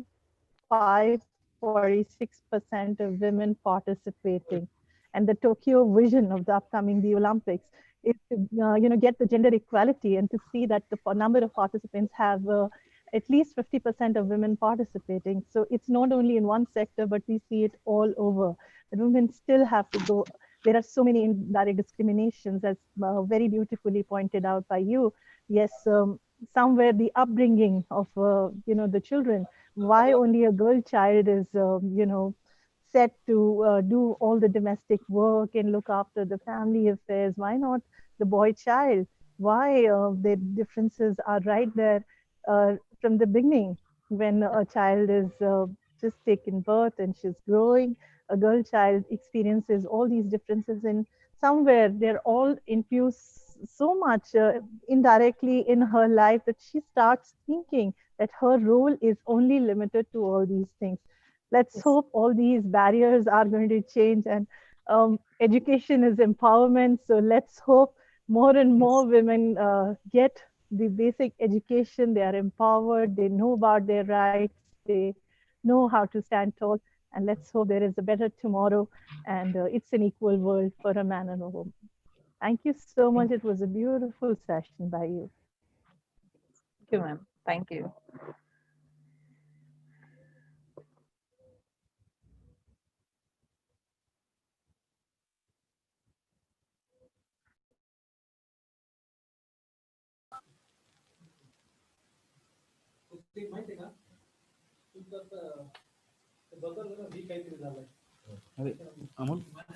And before I take leave, I would like to thank Swami Ramanand Tirath University for this opportunity, Dr. Sinku Kumar for taking the initiative during this difficult times of pandemic to bring all of us together to talk and discuss about these issues of mental health, and especially when it comes to the issues of a woman who is working. Thank you so much for this opportunity. Thank you, Pahuja madam. So you are well aware about my university. Yes. You came in my university in 2010 Yes. when our department was organized 3-day national level conference. So not only in the conference, so you provide all helps in a personal level. So I know very well. But Dr. Sinku, I really want to say something here. The way the university is keeping up its culture, that's something wonderful. So Thank you. I've Thank been you. associated with your university for a long time. It feels really good the way the university is maintaining its culture and the way it's keeping up.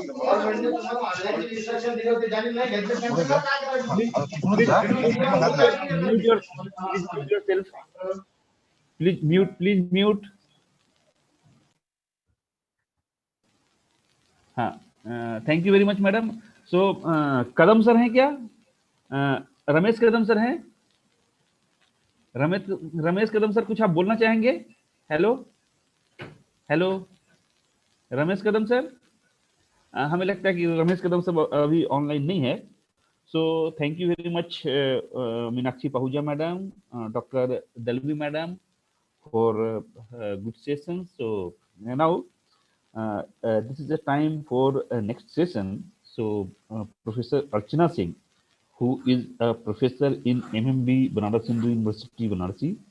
So she was actually she is a man of psychology, sports psychology. Her specialization in sports psychology, and mental health is related to the psychology. So mental health is the content of psychology. So actually Professor Archana madam taught me well when I am in impaired in Banaras Hindu University. So she is my teacher. So she is active engaged in various research work and academic work. So she is also NIS in volleyball 1 year.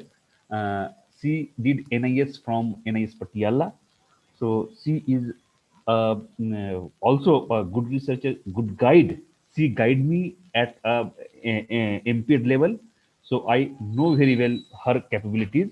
So now I request to Dr. R. Sampath, who is head of the department and director of physical education, Coimbatore Institute of Technology, Coimbatore, Tamil Nadu. Actually, Dr. Sampath is a president of Physical Education Foundation of India, Tamil Nadu chapter. Dr. Sampath is actually he is a very big man in the field of physical education. His contribution is very high for development of sports in Tamil Nadu state. Not only in Tamil Nadu state, even the Keralian people and the Andhra peoples are also taking his name for the contribution of Dr. Sampath. Sampath is a good research worker. He has published several research papers in several journals. She is a guide and she is a national level player in several games.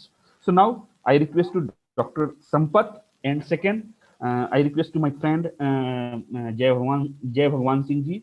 He is working as a faculty member in government postgraduate college in Hardoi, UP. So now I request to Professor Archana Singh Madam, Dr. Sampath sir, and Mr. Jai Bhagwan Singh sir. So please take the charge of this session. Thank you very much.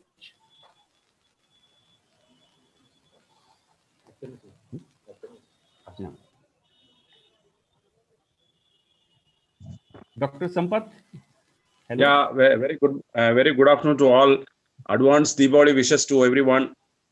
My good friend Sinku, Dr. Sinku, and this team. I am really happy just before to Diwali and having a women empowerment activities. And I mean, this is one of the leading institution in the country and university and Department of Sports. I really appreciate these measures, which is really needed in India in the present situation. And I think this India is in having 130 crore population, and we women is more than 50, near to 50, and we are equally we have to give due importance to the women and their empowerment activities. So I hope that I wish everyone and the team and PEFI and Dr. Shinku and his team, Department of Sports, for this great opportunity, and best wishes for the this session. Thank you. Respected Archana Madam. Yeah. Yes, yes.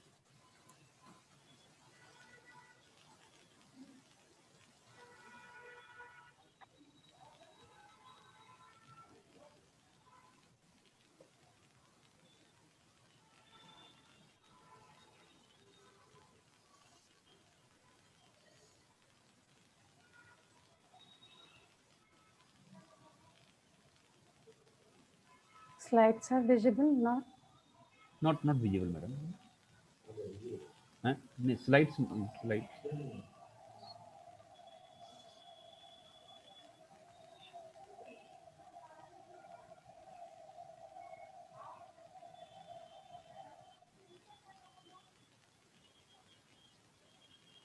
Please make me able to share slide. So, madam, slide is not visible. So, you share in screen, madam. Yeah. Visible participants screen sharing is I think on my screen. So kindly able me to share the screen. Please allow me.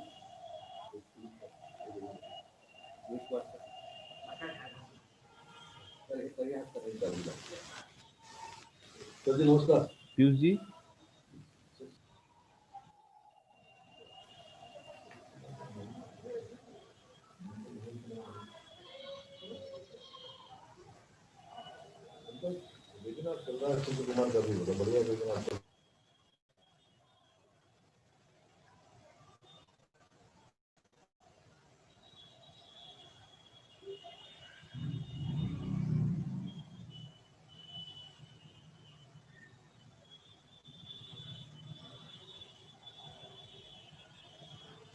Hello. Please allow me to share my screen.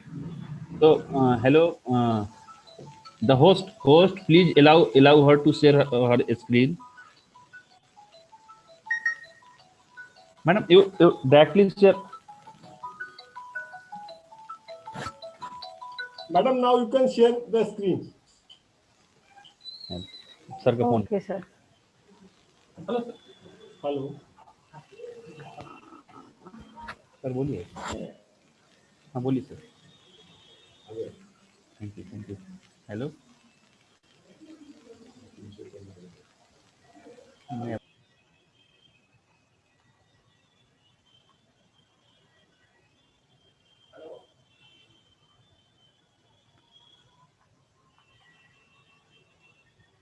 Is it visible? Slide is visible or not? Yes, yes. Yes, madam. Yes, madam. Yes. Yes, Archana, madam. Okay, thank you. Thank you so much. Should I start? Yes, yes. Sure. Okay, good afternoon, everyone. My title of presentation is Mental Health and Quality of Life of Married Working Women in India. Before I start my presentation, I would like to thank Dr. Shinku and all members of organizing team of this seminar. In this presentation, I will first discuss the present scenario of working women, then come to the mental health of working women and the all factors that affects the mental health of working women. And in last, I will discuss the quality of life of working women. In India, over the past few decades, the status of working women has been changed a lot. In modern India, women have reached several high offices like Vidhan Sabha, Lok Sabha, and all other high-level offices, serve as leader in several places, several committees, several leadership positions. However, in general, we can say that still women are lagging behind. They are not receiving that much amount what they deserve. In present scenario, women at work can be seen everywhere, whether inside the India or outside. As the education awareness and opportunities for women provided by the government have been increasing day by day, women also have become awarded and they are also availing such opportunities. Slowly, they are strengthening their position in every sphere of life parallel to the men. While working parallel to men at workplace, working women also play multiple roles such as parents, wives,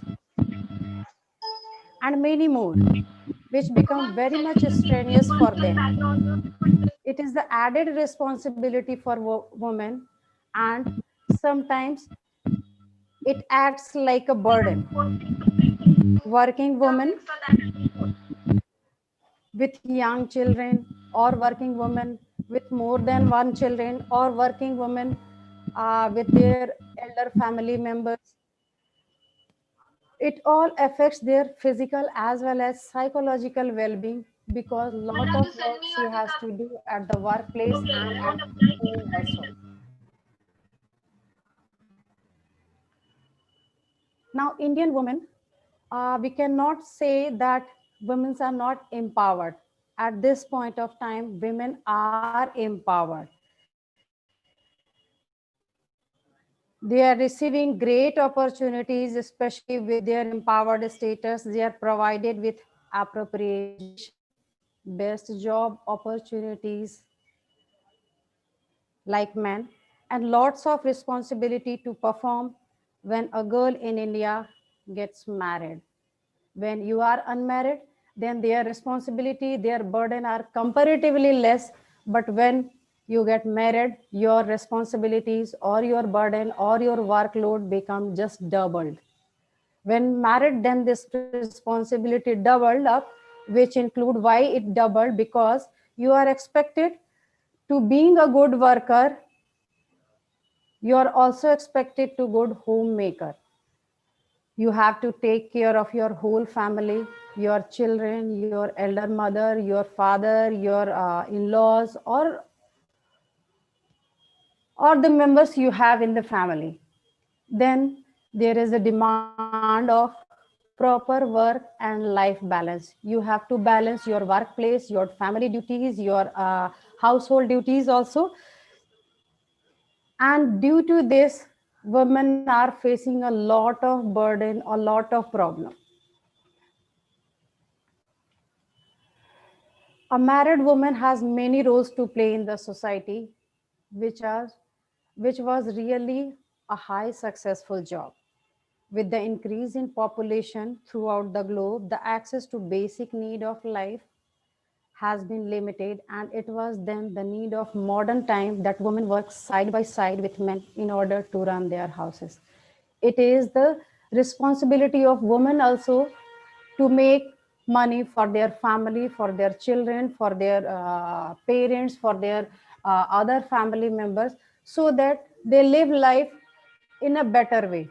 Being at workplace and at home brings number of challenges for women, which in turns influence the quality of life of a woman.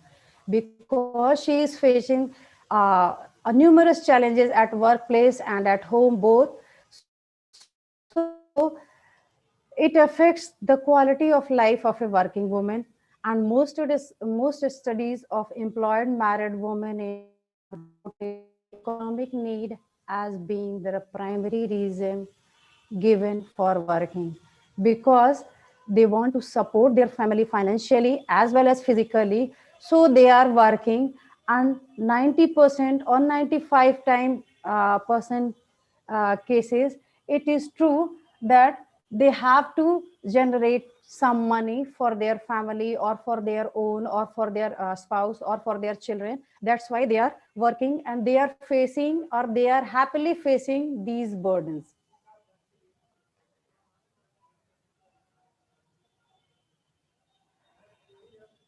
Working women and family.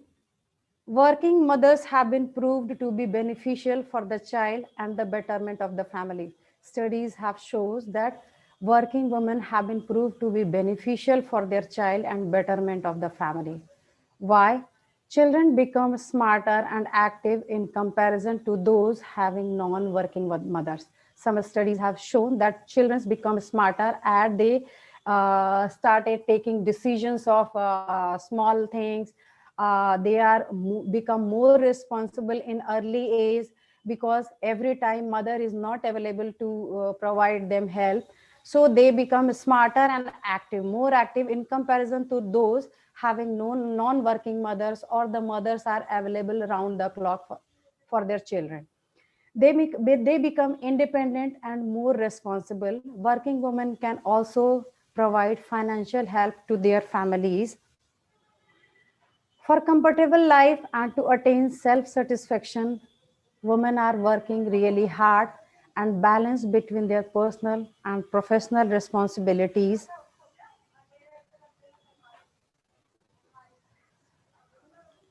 Now, role of married woman. A married woman has many roles to play in the society. She is a worker, she is homemaker. In spite of that, she is a wife of a husband. She is a mother of her children, maybe one or maybe two or maybe more than two. She is daughter-in-law, maybe sometimes sister, daughter. So she has to play many roles parallelly.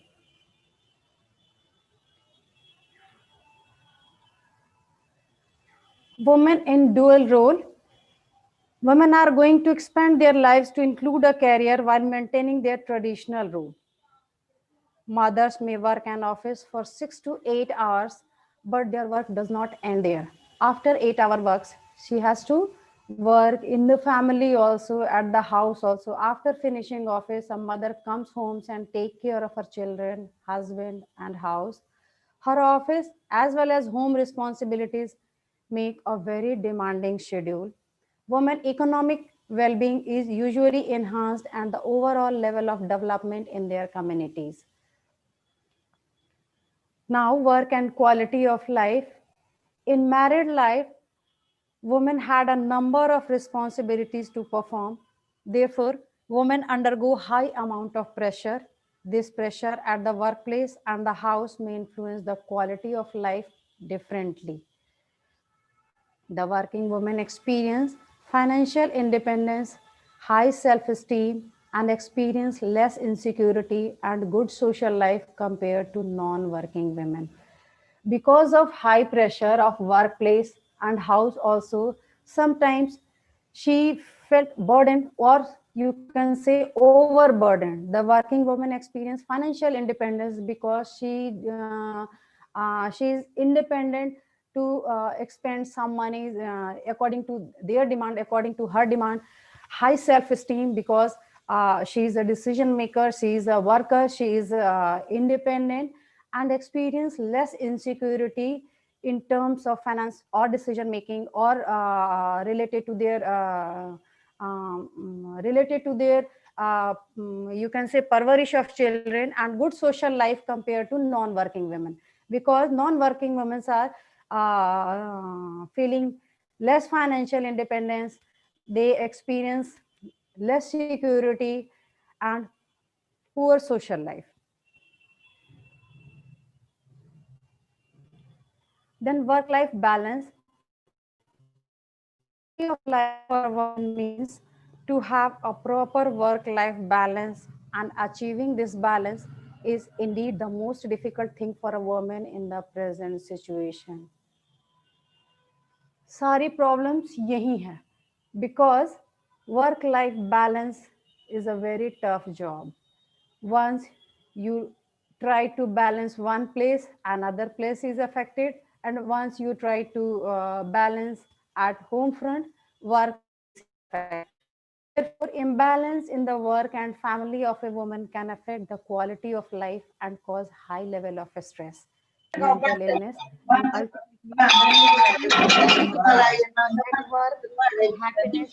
at home. From various researches, it has been proved that a woman can gain highest level of quality of life by maintaining a balance work and home. So work and home or work and life balance is very important, because once you imbalance in one place, another place will also imbalance. So you have to balance means you have to manage your homework, your housework, your house responsibility, your home responsibility, and parallelly you have to perform all the duties, all the responsibilities of your workplace. Now coming to health, WHO defines health as a state of complete physical, mental, and spiritual well-being, and not merely an absence of disease or infirmity. This is the definition of health of WHO. Health refers to proper function. Madam Health आप refers. Madam आप अपने slide share पे जाइए, वहाँ नीचे cup जैसा बना हुआ है, वहाँ आप शेयर करेंगे तो पूरा सभी को शेयर हो जाएगा. एक नीचे जाइए, राइट साइड में नीचे कप जैसा बना हुआ है.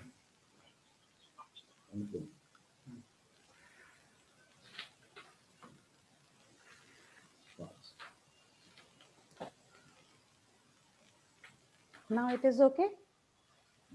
Okay. Health is a state complete physical, mental, and spiritual well-being, and not merely an absence of disease or infirmity. Now, this health refers to proper functioning of the body and the mind, as well as the capacity to participate in social activities, performing the rules expected by society. It means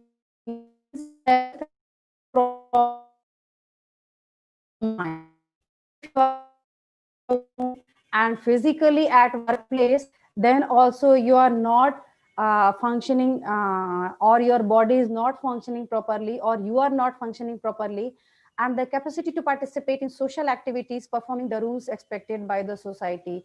And parallelly, you have to participate in the social activities also. So therefore, three main factors related to a woman's health which are affected by the aforementioned expanded role are, that is, one is body image, the second one is mental health, and the third one is the overall quality of life. Now, first is body image. It is related to our health, and you all know that physical health includes physical fitness as well as our physiological fitness. Physical fitness includes strength, endurance, speed, flexibility, and coordination. All these 5 components are physical fitness components. So these components make you physically strong, or these components help you physically to perform your duties. And the physiological fitness is totally related to your functioning of efficient functioning of your different system of the body. That is cardiorespiratory fitness, that is your muscular function of the muscular system, your respiratory system, your digestive system. If These both system means if you are physically fit as well as you are physiologically fit, then you can maintain your physical health only, not the mental health. But to achieve mental health, this is the 50% part you can achieve by maintaining your physical health. And you can maintain your physical health by physical exercises and different type of asanas, pranayam, and other physical activities. Now coming to mental health. Mental health can be defined as the ability to make suitable social and emotional adjustment to the environment. It can be described as a state of balance between an individual and his surrounding world, a state of harmony between oneself and other. Means mental health is the ability to make suitable social and emotional adjustment to the environment. If you are socially adjusted, suitably adjusted with your social environment where you are working or where you are doing some job, or emotional adjustment of the people, those who are associated with you, emotional adjustment with the environment, then you are only mentally healthy. And it can be described as a state of balance between an individual and his surrounding world. It is the balance between you, yourself, and the surrounding world. And your surrounding world is your workplace, your home, a state of harmony between oneself and other. So mental health is one of the most important public health issue, as it is a major contributor of 14% to the global burden of disease worldwide.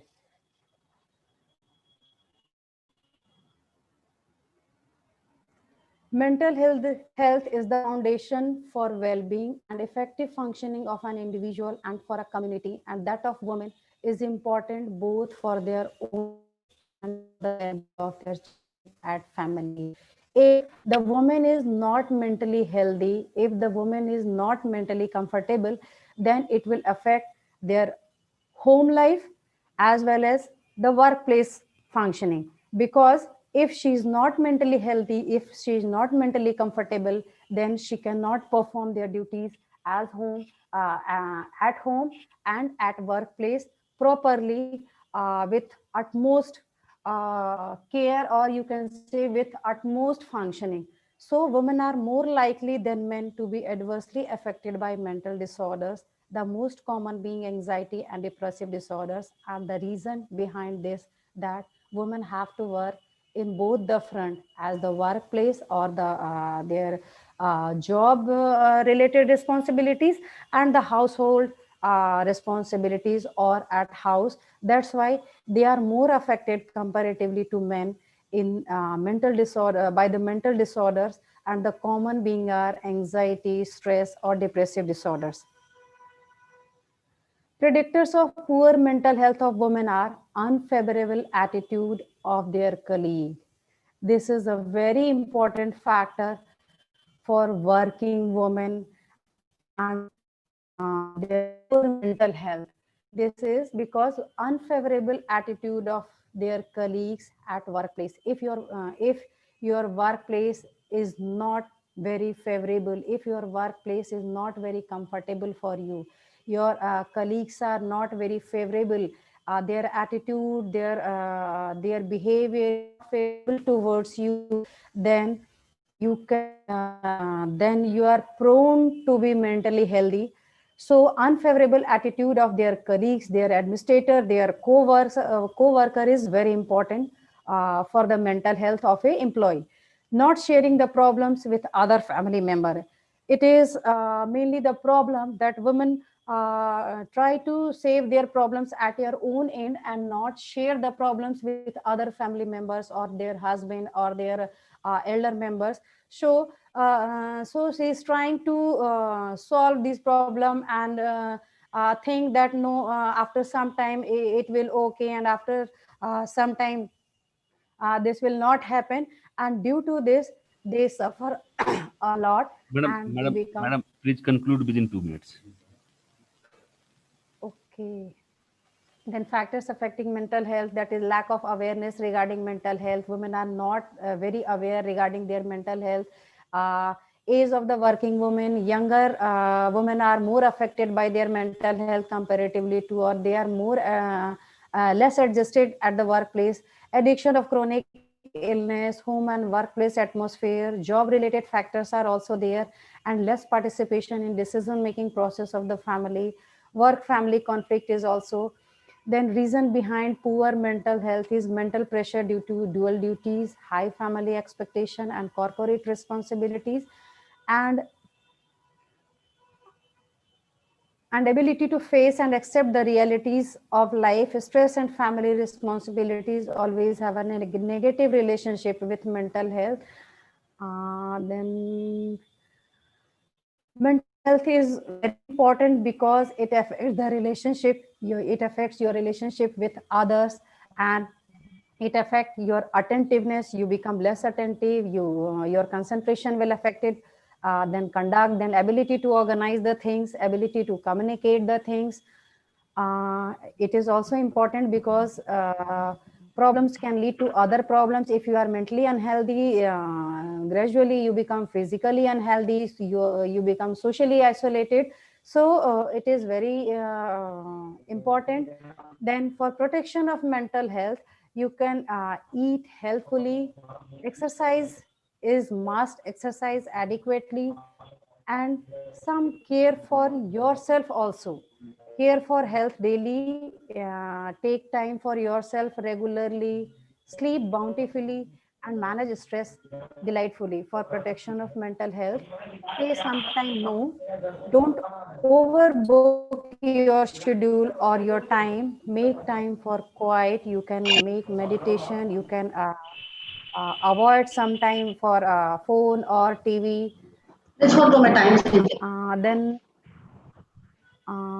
Then predictors of quality of life is that I can suggest you that number of friends, you increase your number of friends to become mentally healthy, or integrating work and family, make proper plan, proper time management, effectively balance work and family. Then mother's role satisfaction. Indicators of quality of life are economic status, educational attainments, health status, your living condition, your empowerment and satisfaction. These are all related to quality of life. Yes. Then what we should do? Do not run away from the problems by ignoring them or blaming others for their problems. Just solve your problem at your own and don't blame the others. Avoid short-lived distress coping activities like smoking or drinking. It is not going to solve your problem. Then unless you start working on your psychological well-being, you cannot expect things to get better. It has to begin from within, and it has to begin now. Keep your bucket full. Quality sleep. Don't compromise with sleep. Take proper nutrition and take proper rest. Know your body. Sometimes your body wants to some training or some work. Say strongly, take care of your mental health too as physical health. Then for holistic health, it is very necessary to have your good physical health, your emotional health, your spiritual health, as well as mental health and social health. So manage your stress properly, make time management, listen sometime melodious music. You can do some physical exercises, create some hobby, meditation, yoga, some work related to nature. How do we recharge our mind? There is no one specific answer. Every person is different. So are the things that bring them you joy and peace. So escape from the routine work, plan a mini vacation, choose a volunteer time for a social cause, make time for yourself every day, doing something you like or absolutely nothing, sometimes relax, nothing to do, include physical exercises, and live life. It is not a race that you have to win. You sometimes relax, not just to breathe, just live life as you want to live. Walk in the garden or park or lawn. Keep your physical and psychological well-being as a priority. It will provide more confidence and happiness. Then need healthy relationship among employee, healthy relationship at family level, and community-based orientation program should be organized to motivate the working woman. In conclusion, I can say that married working women in India tend to face a lot of challenges in her life, and this affect her health, deteriorates body image, and reduce her quality of life. It is true that today's working women definitely have a higher status in the society and are empowered to achieve greatest height, but sometimes too much responsibilities can be stressful, and so all a woman required is to achieve these heights, support from her family, and some adjustment from their parts so that she is not overburdened with excessive work or family expectations. Generally, leading the dual career role, women face the dilemma of work-family conflict and thus put down her own interest over the family happenings. Working woman is a blessing to the family and a compliment to the society with little support, respect, and love from near and dear one. Thank you. Hello. I would like to thank organizer, Dr. Shinku, and entire team of Swami Ramanand Tirthankar University Department of Physical Education for providing me this opportunity. Thank you so much. So thank you very much. Thank you for your expertise guidance.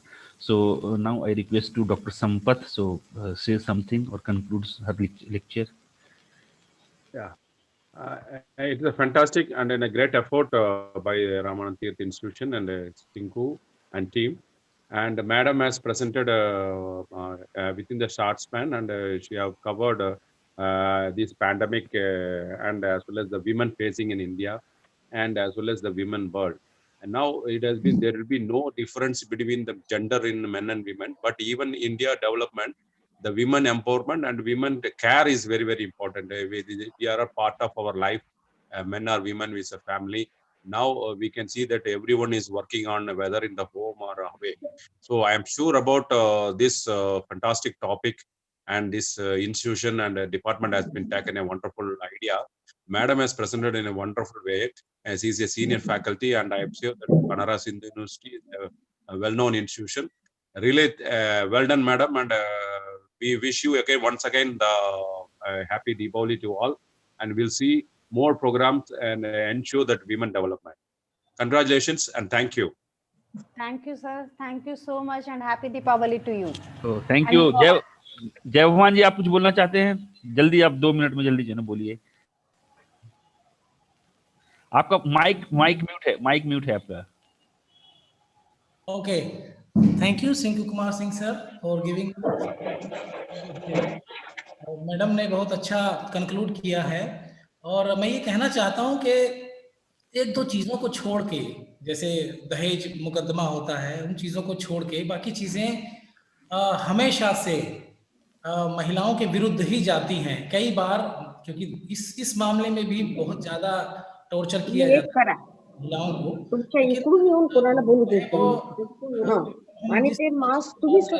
Mental health, तो महिलाएं mentally बहुत strong हैं, और mentally strong होने के कारण ही वो jobs में आ रही हैं, कंधे से कंधा मिला के साथ में पुरुषों के साथ इस देश को चलाने का काम कर रही हैं. और क्वालिटी ऑफ लाइफ की जब हम बात करते हैं, तो अगर महिला ना हो तो किसी भी पुरुष की, किसी भी परिवार की क्वालिटी लाइफ होना, मुझे लगता है एक असंभव सी बात होती है. जो मैरिड वुमन है, वो न केवल परिवार और न केवल क्वालिटी लाइफ और न केवल सपोर्ट परिवार को और सिस्टम को दे रही है, बल्कि वो देश को आगे ले जाने में भी मदद कर रही है. हर प्रकार के डिसीजन में आज महिला है, जैसा कि मैडम आपने बताया था.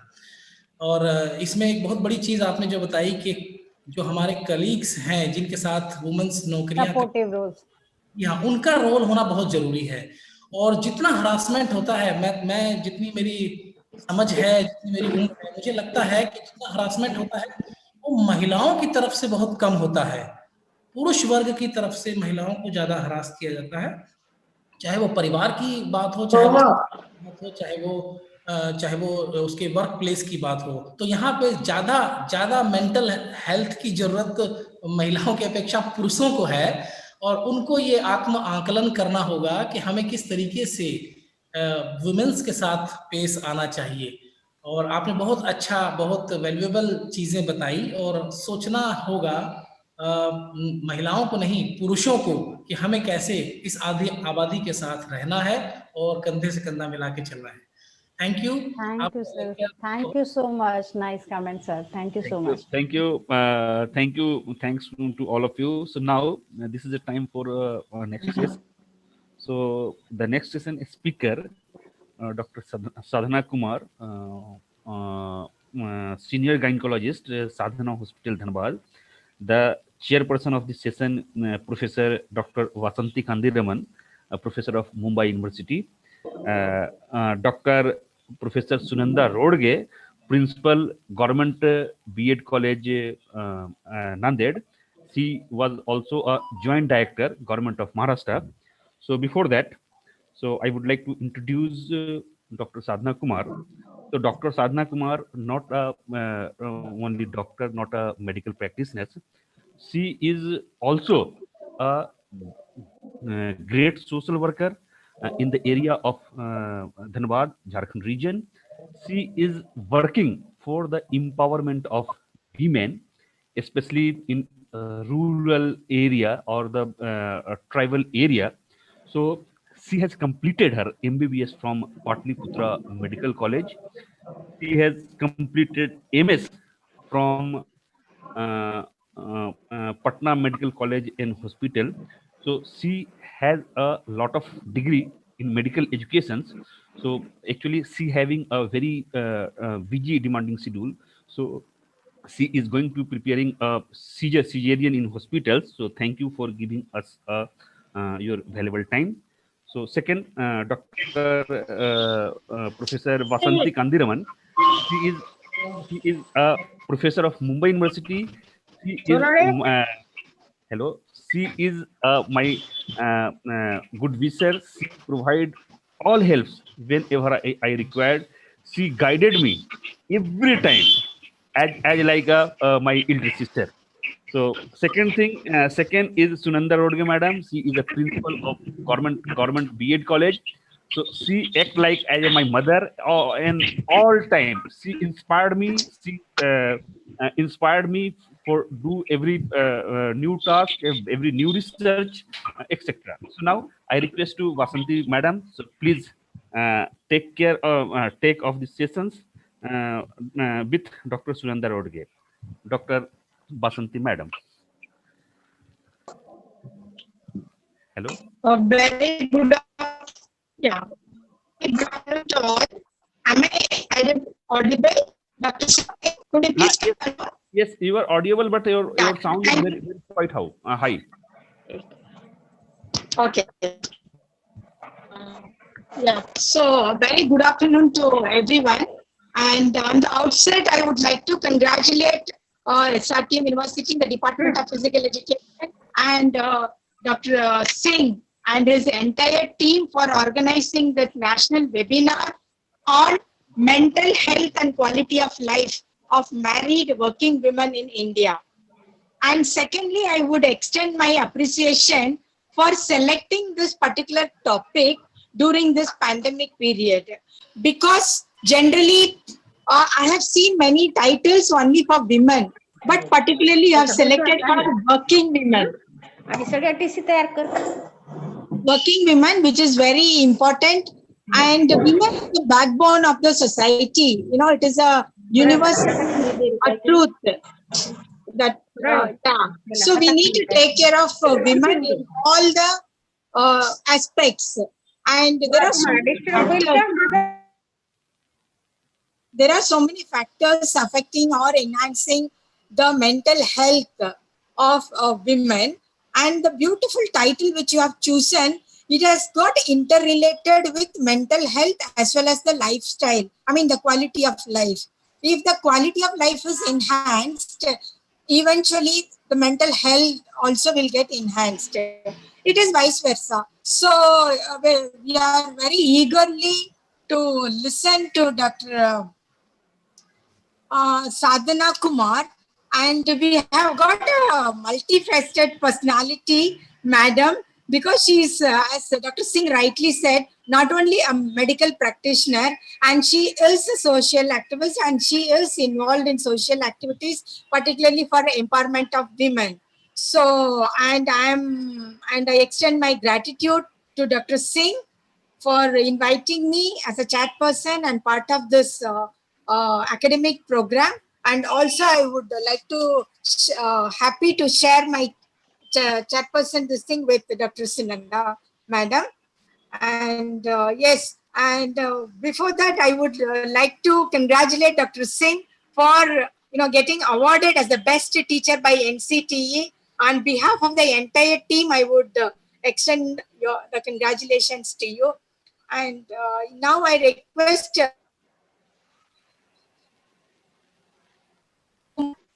go the thing and to listen your presentation, please. Thank you.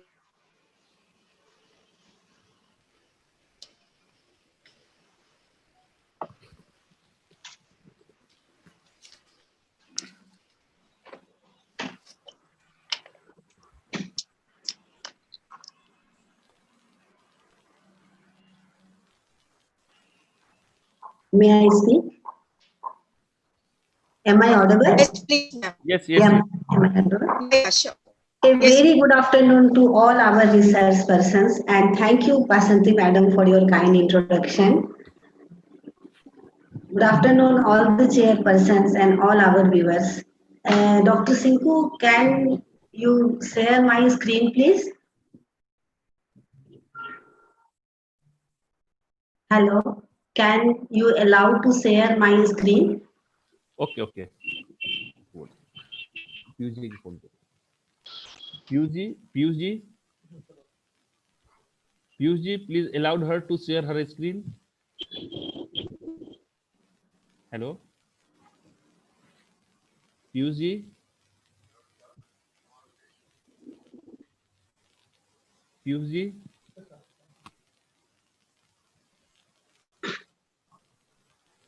Okay, meanwhile, you people are allowing me to join. I am proceeding. A very good afternoon to all resource persons, chairpersons, and all our viewers.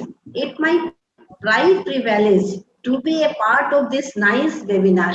And today's topic is the inner voice of all our female speakers. Okay, I am interpreting. Okay. Being a gynecologist and social activities, I am treating my patients, and at the same time, I have to deal with psychosocial component of my patients also. And this topic is very important to all of us. I am not going in detail what is mental health and definitions because our previous speakers already discussed a lot. Come to the what are the factors which contribute to mental health problems. These are the biological factors such as genes or brain chemistry, life experiences such as trauma or abuse, family history of mental health problems, negative life experiences, infertility, perinatal loss, poverty, indiscrimination, violence, unemployment, and isolation also impacts women's mental health and well-being. These factors are so important. I will like to share one of the case history. The patient was of infertility, and you all know that I belong to Bihar and Jharkhand. I have studies from Jharkhand and Bihar. तो बिहार और झारखंड का ये हिस्सा है कि अगर यहाँ कोई बीमारी या प्रॉब्लम होती है तो Vellore is the CMC Vellore कि मैं वेलोर से भी इलाज करा करके आई। Basanti madam, please mute your mic. Yeah, sure. मैं वेलोर से भी इलाज करा करके आई पर मुझे बच्चा नहीं आया। When the woman comes to my OPD first time, वो first impression में भी लगा कि she is mentally sick. So I started treatment and psychosocial support both at the same time. and with the God grace, by the end of 6 months, she conceived. And after that, she used to visit my hospital every week, every 15 days, every month, as and when required. After the birth of the baby and during conversation, I come to know the sufferings of that infertile woman. उनके घर में 3 गोतनी, there are 3 brothers and 3 गोतनीज, और उनके बच्चे थे। सिर्फ इस लेडी मेरी पेशेंट की बच्चे नहीं थे, और वो जो उनकी देवरानी और जेठानियां थी, उनके बच्चों को उसके परछाई तक नहीं पड़ने देती थी कि ये डायन है, इसको बच्चा नहीं हो रहा है, ये तुम्हें खा जाएगी। आफ्टर हर चाइल्ड बर्थ वो पूरा ओपीडी में सिर्फ एक कपड़ा पहन के आती थी, नो सिंगार, nothing. After her child birth उसका टोटल पर्सनैलिटी चेंज हो गया, उसके कपड़े, उसके सिंगार, उसका कॉन्फिडेंस। तो there is such a trauma कि वो जो झेल रही थी, बोली मैडम मेरे सब लोग बोलते हैं घर में कि ये डायन है। तो आप लोग इमेजिन कर सकते हैं what the stress the lady is facing due to infertility. All these stress, fear, worry, anxiety, extremely high or low moods, social withdrawal, dramatic change in eating or sleeping habits. These are the symptoms we can all face, all the working ladies face. So not we are mentally ill, but if any of 2 signs or symptoms last more than week or month, then we seriously think about of our mental health. How society looks at women? Nowadays, more and women prefer to be engaged in some kind of employment so that they can contribute financially to their family. और बच्चों की पढ़ाई लिखाई समाज में आगे आई है, लड़कियों के भी छोटी छोटी आंखों में सपने जगे हैं, वुमेन्स हर एरिया में अच्छा कर रही है, तो उनके भी सपने हैं। एंड अब वो पढ़ाई लिखाई और कैरियर ओरिएंटेड हो गई हैं।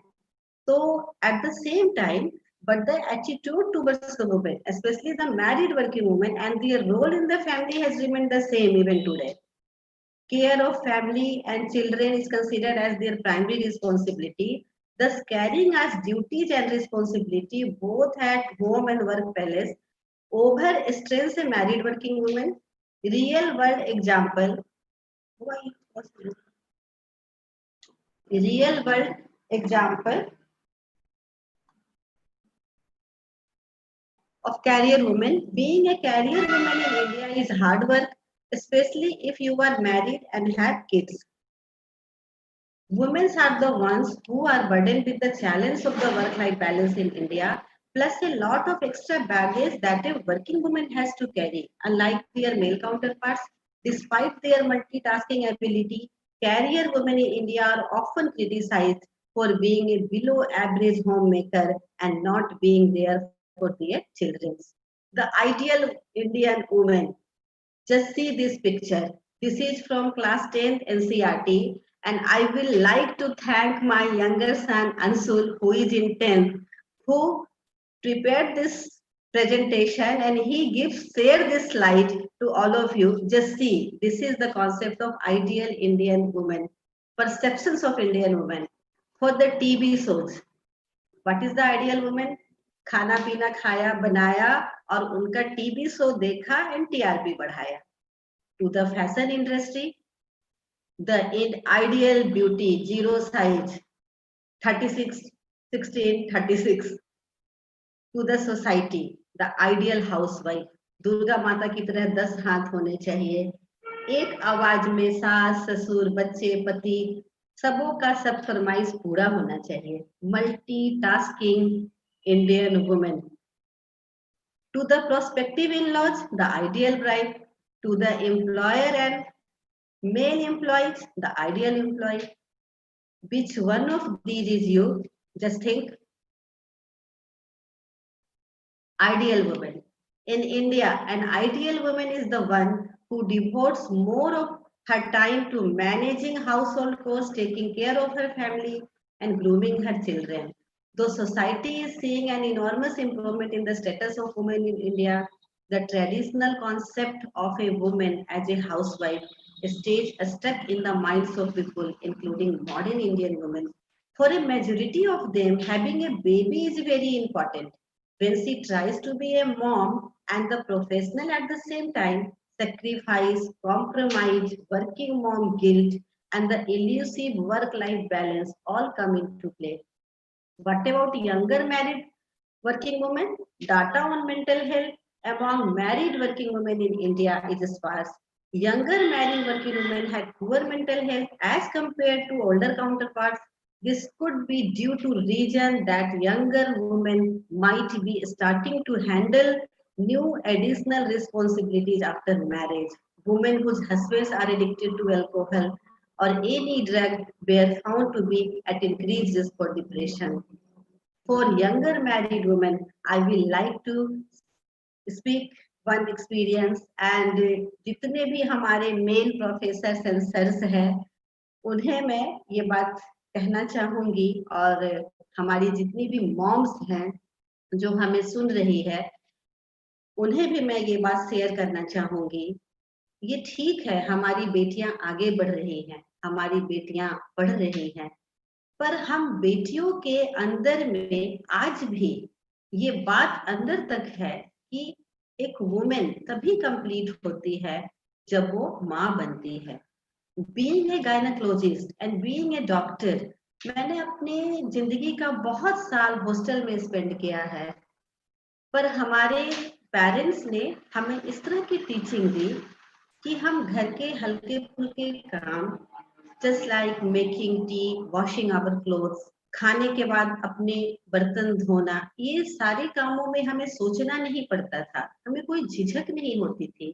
पर ड्यूरिंग MBBS मैंने हॉस्टल्स में बहुत से ऐसे लड़कियों को देखा कि जिन्हें ABCD नहीं आता है, पर आप बिलोंग करते हो इंडियन सोसाइटी को, आप माँ के बिना अधूरे हो। अगर आप माँ नहीं बनते हो तो जब माँ आप बन रहे हो, माँ is a big word, you have to take care of your childrens. Who will rear your children? Who will take care of children? You. तो you should learn and this should be started from beginning. ऐसा नहीं कि बच्चे हैं सीख जाएंगे, अभी तो पढ़ रहे हैं, अभी तो खेल रहे हैं। आजकल मैंने देखा है कि हमारी सोसाइटीज में बच्चों की रियरिंग इस तरह की हो गई है कि ये बच्ची अभी पढ़ रही है, नहीं इसे कोई काम नहीं करना है।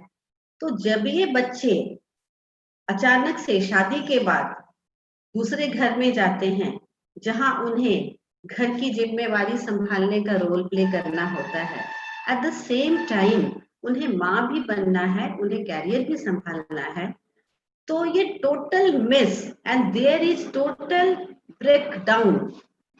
तो हमारे सोसाइटी में अभी हम जितने स्पीकर्स थे सबने मेल्स को ही कोसा, पर मैं इस इम्पोर्टेंट पॉइंट की तरफ पूरे समाज का ध्यान आकर्षित करना चाहूंगी कि जब आप बेटी को कैरियर वुमेन बनाना चाहते हो तो कैरियर वुमेन डजंट मीन कि you are not a mother, you are not a homemaker. Yes, ठीक है, मेल्स को भी आपकी हेल्प करना चाहिए, पर mail cannot be a mother. Male is always a father or brother. He cannot be a never a mother. Ma is woman. So ma has a different role. You have to do the small things and take care of your baby. तो ये बहुत ही important point है। अब next slide आगे बढ़ते हैं हम।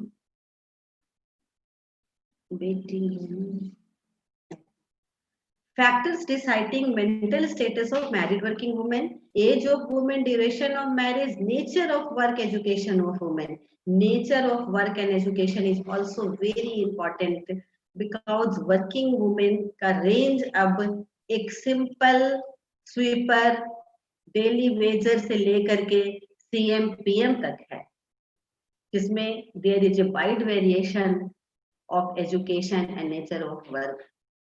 तो जैसे जैसे आप मोर एजुकेटेड होते जा रहे हो और आपका वर्किंग आवर्स का हेरफेर होता है, you have to lot of pressure, atmosphere at workplace, attitude of colleagues and boss at workplace, attitude of husband and in-laws and support system at home. All these points are very important. आपका अगर working hour fixed है 6 to 8 anything, तो you can do your work. चलो भैया मुझे 10 बजे office जाना है, मैं इसके पहले अपने सारे काम कर लेती हूँ और इसके बाद में ऑफिस जाती हूँ, फिर मुझे 6 बजे आना है। पर जहां आपका वर्किंग आवर डिफाइन नहीं है, एज हमारे डॉक्टर्स हैं, पुलिस हैं, सोशल वर्कर्स या फिर पॉलिटिकल इन्वॉल्वमेंट, इनका जब टाइम नहीं डिसाइडेड है तो उनकी लाइफ स्टाइल टोटली डिफरेंट होता है, उनका स्ट्रेस का लेवल टोटली डिफरेंट होता है। आपके घर में कैसा सपोर्ट सिस्टम है, इस पे भी फीमेल्स का मेंटल लेवल डिपेंड करता है। We will discuss in later. Move to the next slide. Next slide.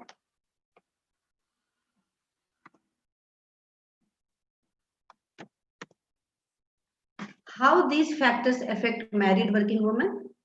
All of these problems can interactively affect the mental well-being of working women, and more so in married working women. Studies have shown that working women have poor mental health and a higher level of depression, anger, phobias, and other social and emotional distress. Home and workplace atmosphere played a major role in deciding the mental health status of married working women.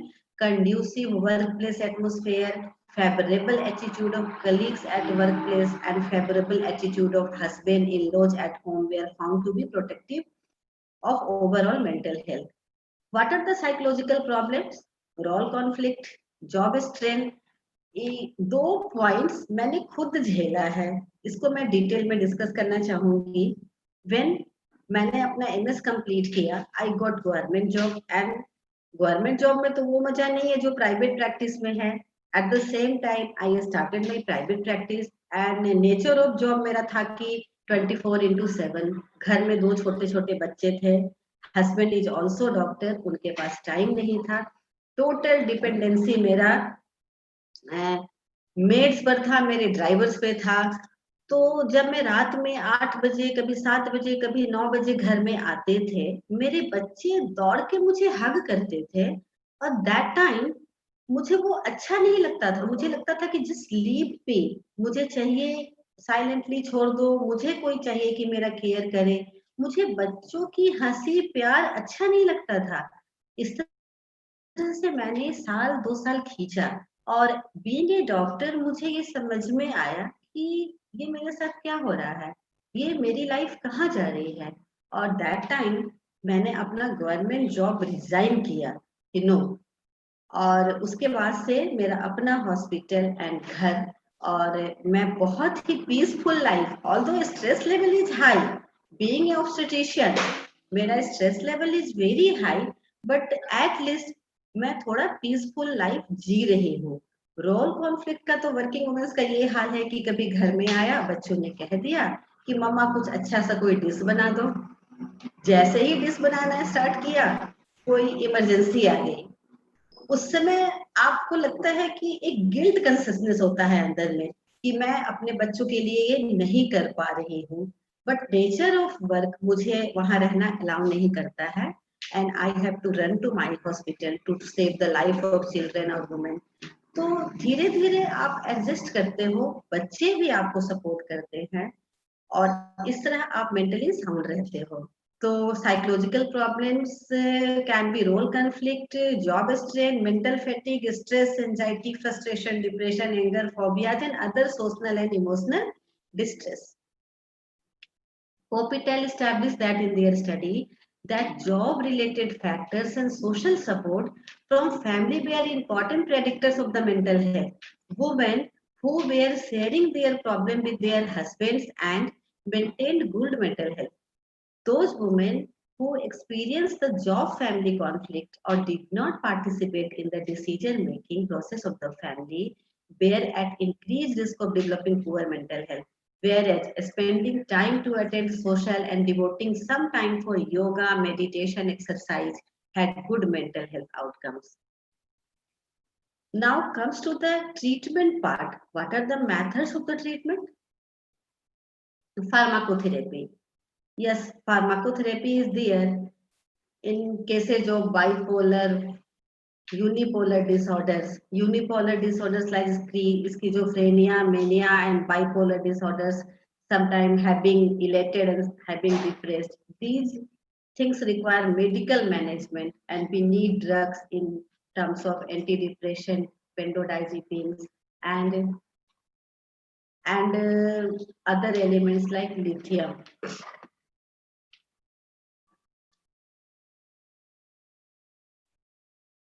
Next slide.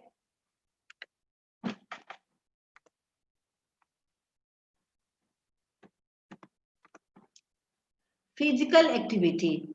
For some people, physical exercise can improve mental as well as physical health.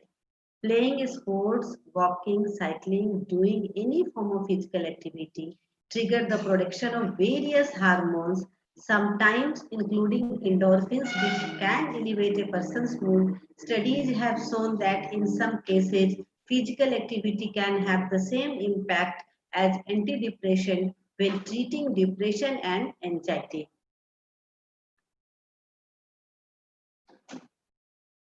Activity therapies, also called recreation therapy and occupational therapy, promote healing through active management. Making crafts can be a part of occupational therapy. Walks can be a part of recreation therapy. In recent years, coloring has been recognized as an activity that has been proven to significantly lower the levels of depressive symptoms and anxiety in many studies. Next slide.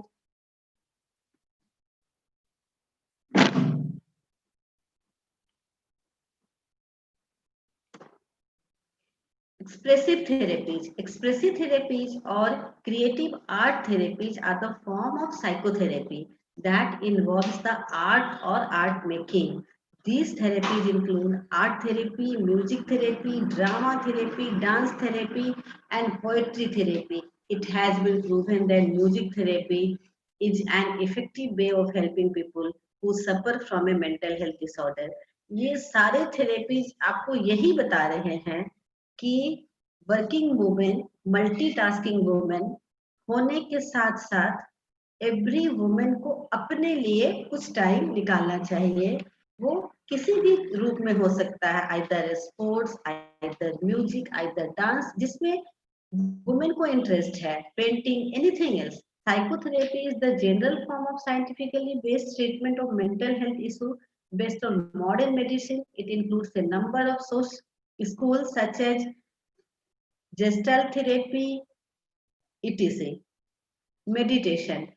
Meditation is the must talk topic about now these days. In this era of Corona, I would like to tell this era 2020 as Corona, and meditation is very important. And this really works. The practice of mindfulness meditation has several mental health benefits, such as bringing about reduction in depression, anxiety, and stress. Mindfulness meditation may also be effective in treating substance use disorders. Furthermore, mindfulness meditation appears to bring about favorable structural change in the brain. Next slide.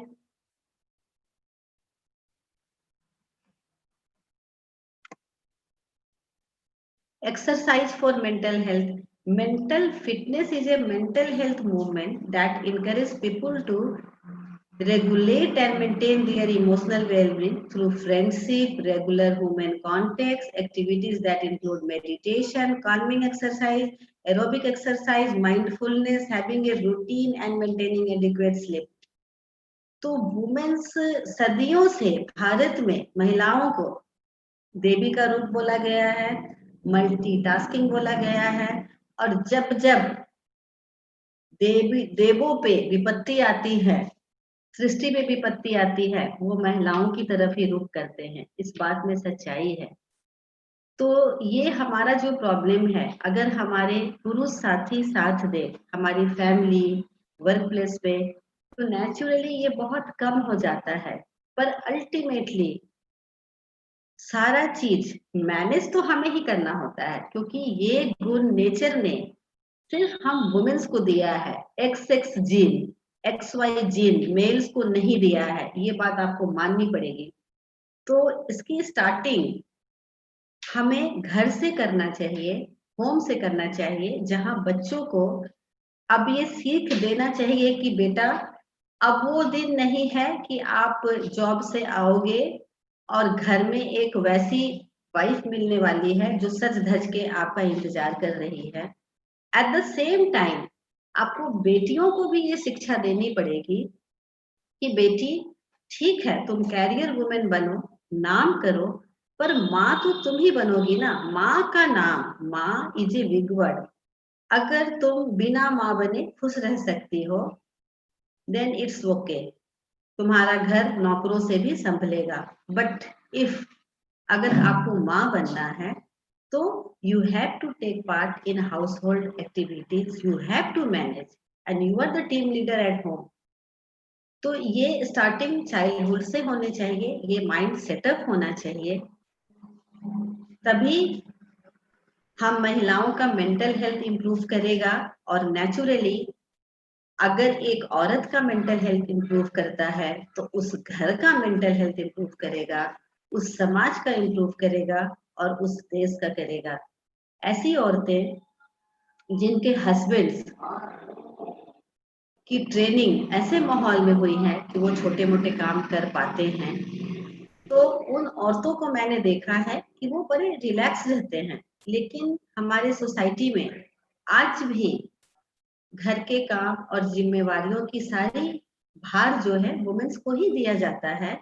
और अगर हमारे पुरुष mail हमारी help कर भी पा रहे हैं, योगदान दे भी पा रहे हैं, तो इस मेंटल सेटअप के साथ ये तो तुम्हारा काम था, हमने कर दिया and you should be thankful to अस।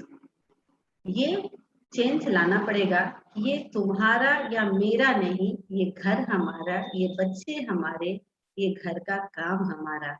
आओ मिलके हम संभाले, तभी एक स्वस्थ समाज की परिकल्पना हो सकती है, तभी हमारा समाज आगे जाएगा और मेंटली साउंड हेल्दी। क्योंकि अगर आप काम करके आते हो और घर में आपको घरवाली नाराज और झगड़ा करते मिलेगी तो किसे अच्छा लगेगा। तो इसलिए ये रोल जो है ना सबका मिलीजुली होनी चाहिए। From these words I would like to thank all the team of Swami Ramanand Tirth University, professors, my chairpersons. Thank you very much.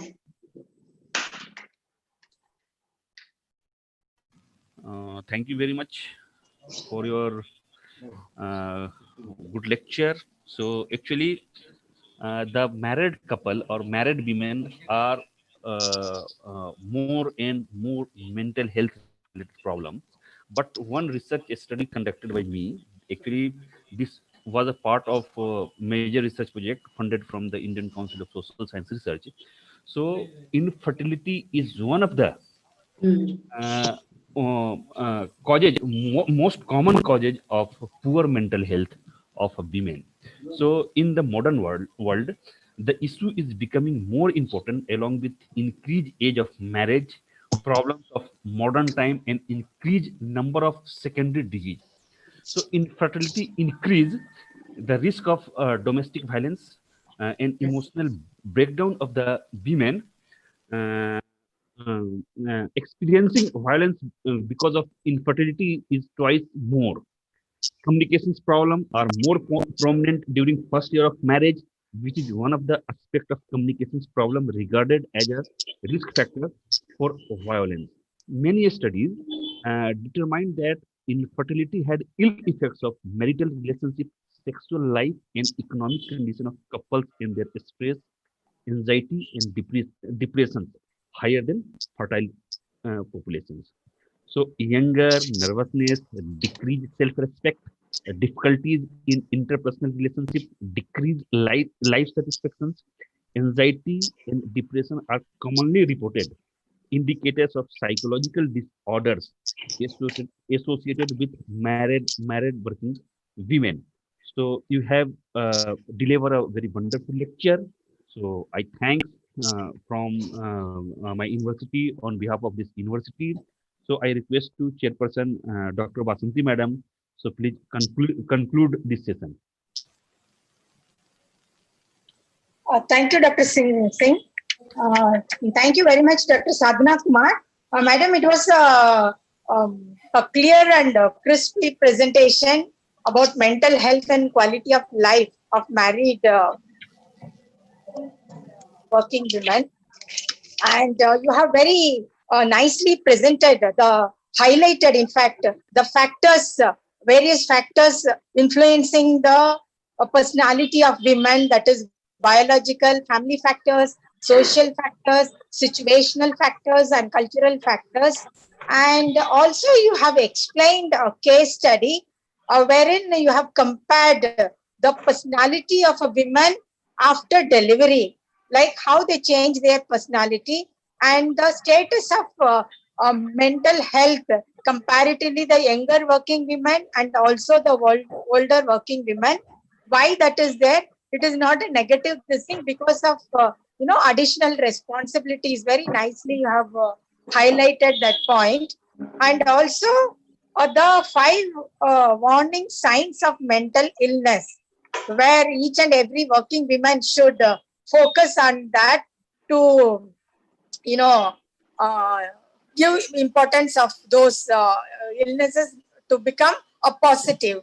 And also you have narrated how the society looks at women, though there are multitasking personality and each and every time taking as challenge in the women community, but sometimes some sort of low feeling arises, but due to the support of the family and other community population, how women can enhance the personality. And you have named various this thing like ideal women and ideal women, in multitasking women. This Very nice to hear a different class CBSE book, ma'am. This and yeah, and how to balance the family life and also the professional life.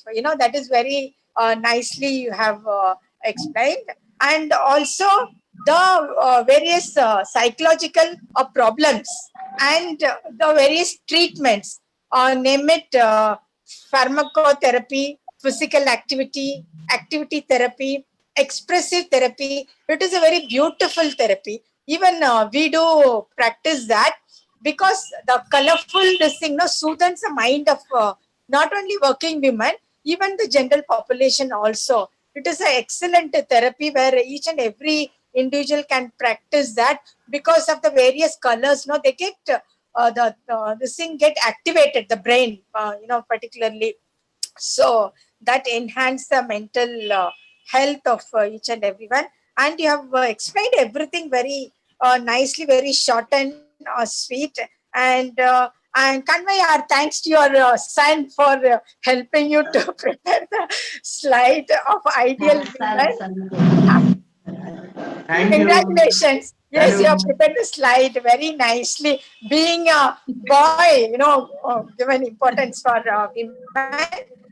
And I would conclude my summary saying that each and every individual, be it in working or housewife, should get engaged with some sort of physical activity, either meditation or yogic practices, or else some simple activities as per their potential, or you can call it as ability, physical ability. Because sparing that half an hour or 1 hour time in the physical activity, that will take care of the entire 23 hours of a day. So it is my humble request to all the viewers, either men or women. Men का एक request है, please free from the household work and other load. Women, let them come out of this mental barricades and get practice to physical activities, because ultimately women are the backbone of the society. So if the women is very healthy, the entire family and the society and the nation will be very healthier. Once again, thank you very much, ma'am, for your presentation. And thank you to Dr. Singh for inviting me, and wish you all the very best and congratulations for the entire team for organizing such a wonderful webinar on women. Thank you so much. Thank you. Now, madam. over to ma'am. Rodge madam, Thanks, Tinku. Thanks, Tinku. Good afternoon, everybody, all dignitaries of DIAS and all participants. आज आपने मुझे अभी time पे ऐसा बताया कि chairperson हो जाओ मैडम। बेटे का हम हट किया वाला नहीं, रिजेक्ट नहीं कर सकते, इसलिए अभी मैं ऐसा बताती हूँ कि अभी यहाँ जो आपने टॉपिक लिया है आज के वेबिनार का, वो है married woman, working woman is very important. परंतु मुझे ऐसा कहना है कि मैरिड और अनमैरिड प्रॉब्लम्स आर सेम।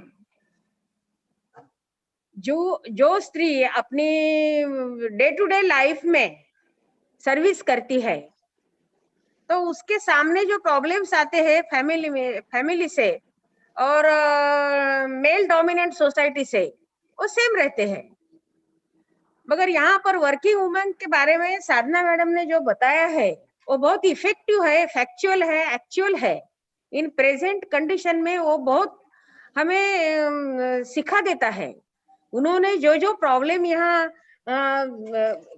बताए हैं वर्किंग वुमन के बारे में, मेन प्रॉब्लम है उनके हेल्थ का, और हेल्थ ठीक नहीं रहने से उनके सामने बहुत प्रॉब्लम आ जाते हैं, मेंटल प्रॉब्लम। सबसे पहले मैं ये बताना चाहती हूँ कि वर्किंग वुमन सबको खुद को एक्सपोज नहीं करती, वो बोलती नहीं, बात नहीं करती, वो सह लेती है, और इसलिए उसका इफेक्ट उसके बॉडी पे, फैमिली पे, साइकोलॉजिकल इफेक्ट उसके ऊपर हो जाता है। तो अभी मैं मेरा खुद का अनुभव बताती हूँ कि now I am running 60 years. तो अभी मेरी सर्विस भी 35 इयर्स हुई है, मगर अभी जो लेडीज, वर्किंग लेडीज का जो ये है, उसका जो अभी उसके बारे में मैं ऐसा कहना चाहती हूँ कि उसकी जो पोजीशन है वो सैंडविच जैसी है। एक तरफ उसके फैमिली मेंबर्स उसको डोमिनेंट होके उसको कुछ प्रॉब्लम उसके सामने खड़े करते हैं। कभी कभी वो नॉन कोऑपरेटिव रहते हैं, कभी कभी कुछ ऐसी समस्याएं निर्माण करते हैं, और ऐसे अनेक यहाँ पे वुमेन्स है जिन्होंने अपनी सर्विस भी छोड़ दिए है वर्किंग वुमन ने, क्योंकि वो नहीं कर सकती, उसको एडजस्ट नहीं करते घर में लोग। सन त्योहार और ऑर्थोडॉक्स माइंड्स, ये सब उसके सामने बड़े बड़े क्वेश्चंस रहते हैं, इसलिए वो फेस करते करते थक जाती है और अब ऐसा डिसीजन ले लेती है कि मुझे नौकरी नहीं चाहिए।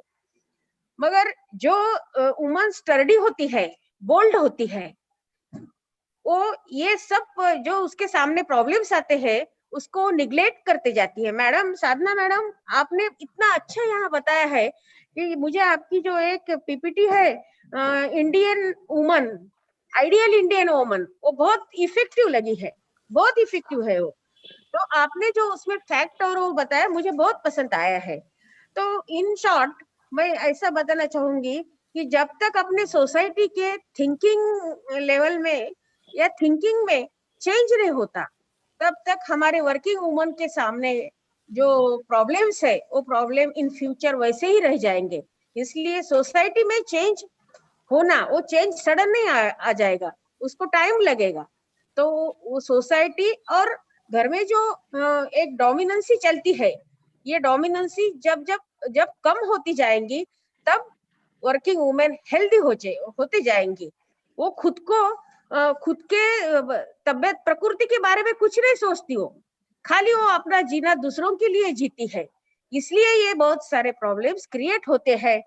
मुझे एक ही बताने का है कि ऑल वर्किंग वुमेन्स ने ये तय करना चाहिए कि मेरा भी कुछ लाइफ है, मुझे भी मेरा लाइफ जीना है, और ये तय करके सभी प्रॉब्लम्स, उसमें बहुत कैपेसिटी है, वो बहुत सह सकती है, वो बहुत फेस कर सकती है, मगर उसके कैपेसिटी का जो एक अंत है, वो अंत घर वाले लोग देखते रहते हैं कि ये कब तक सह सकती है, ये सब सोशल प्रॉब्लम्स है।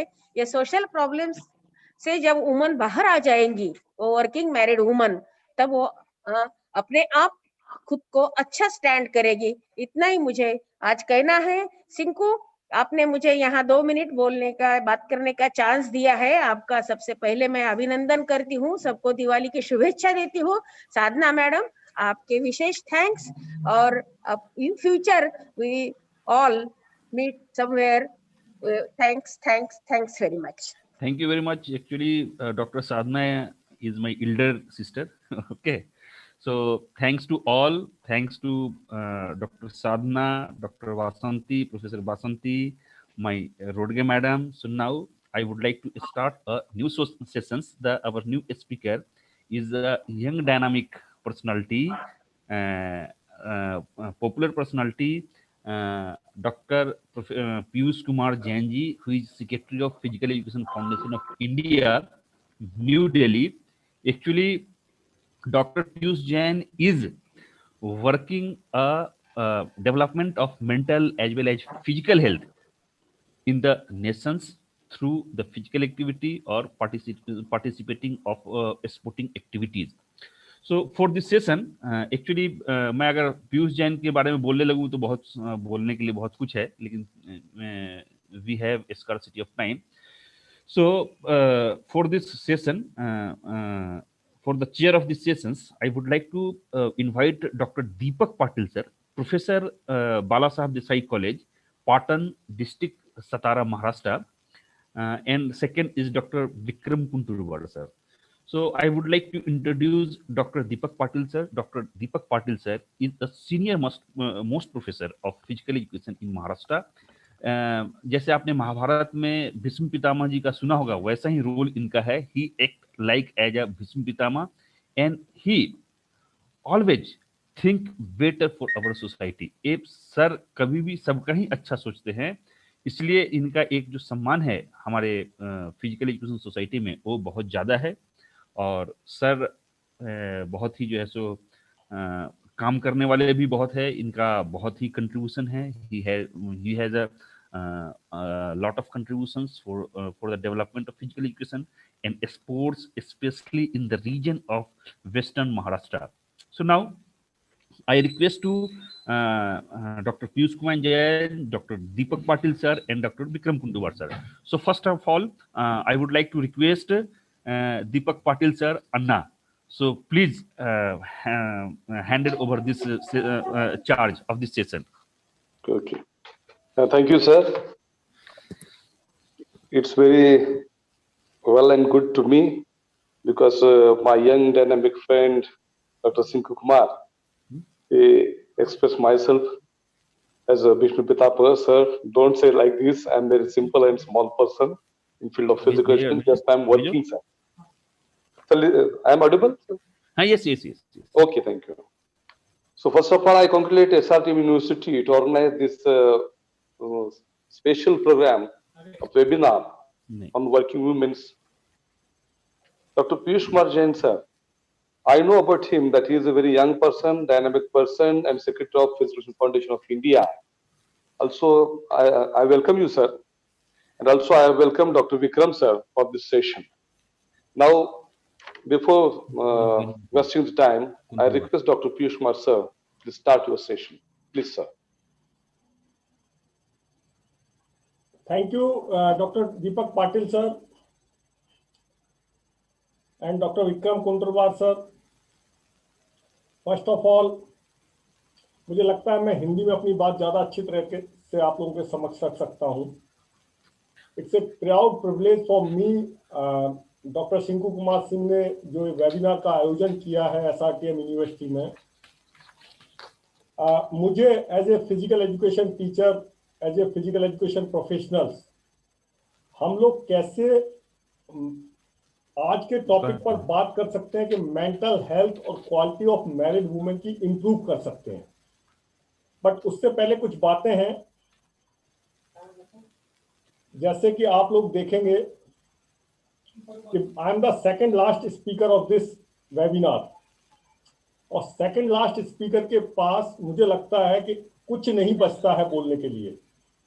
क्योंकि उससे पहले जो स्पीकर्स आए हैं, चाहे वो चंद्रकांत दालवी मैडम हो, अर्चना सिंह जी हो, डॉक्टर साधना कुमार जी हो, इन सभी लोगों ने इस पूरे विषय को, पूरे सब्जेक्ट को इस तरह से प्रेजेंट किया कि इसमें मुझे या मेरे बाद आने वाले स्पीकर को बहुत कम बात बची है जो हम लोग आपके समक्ष रख सकते हैं।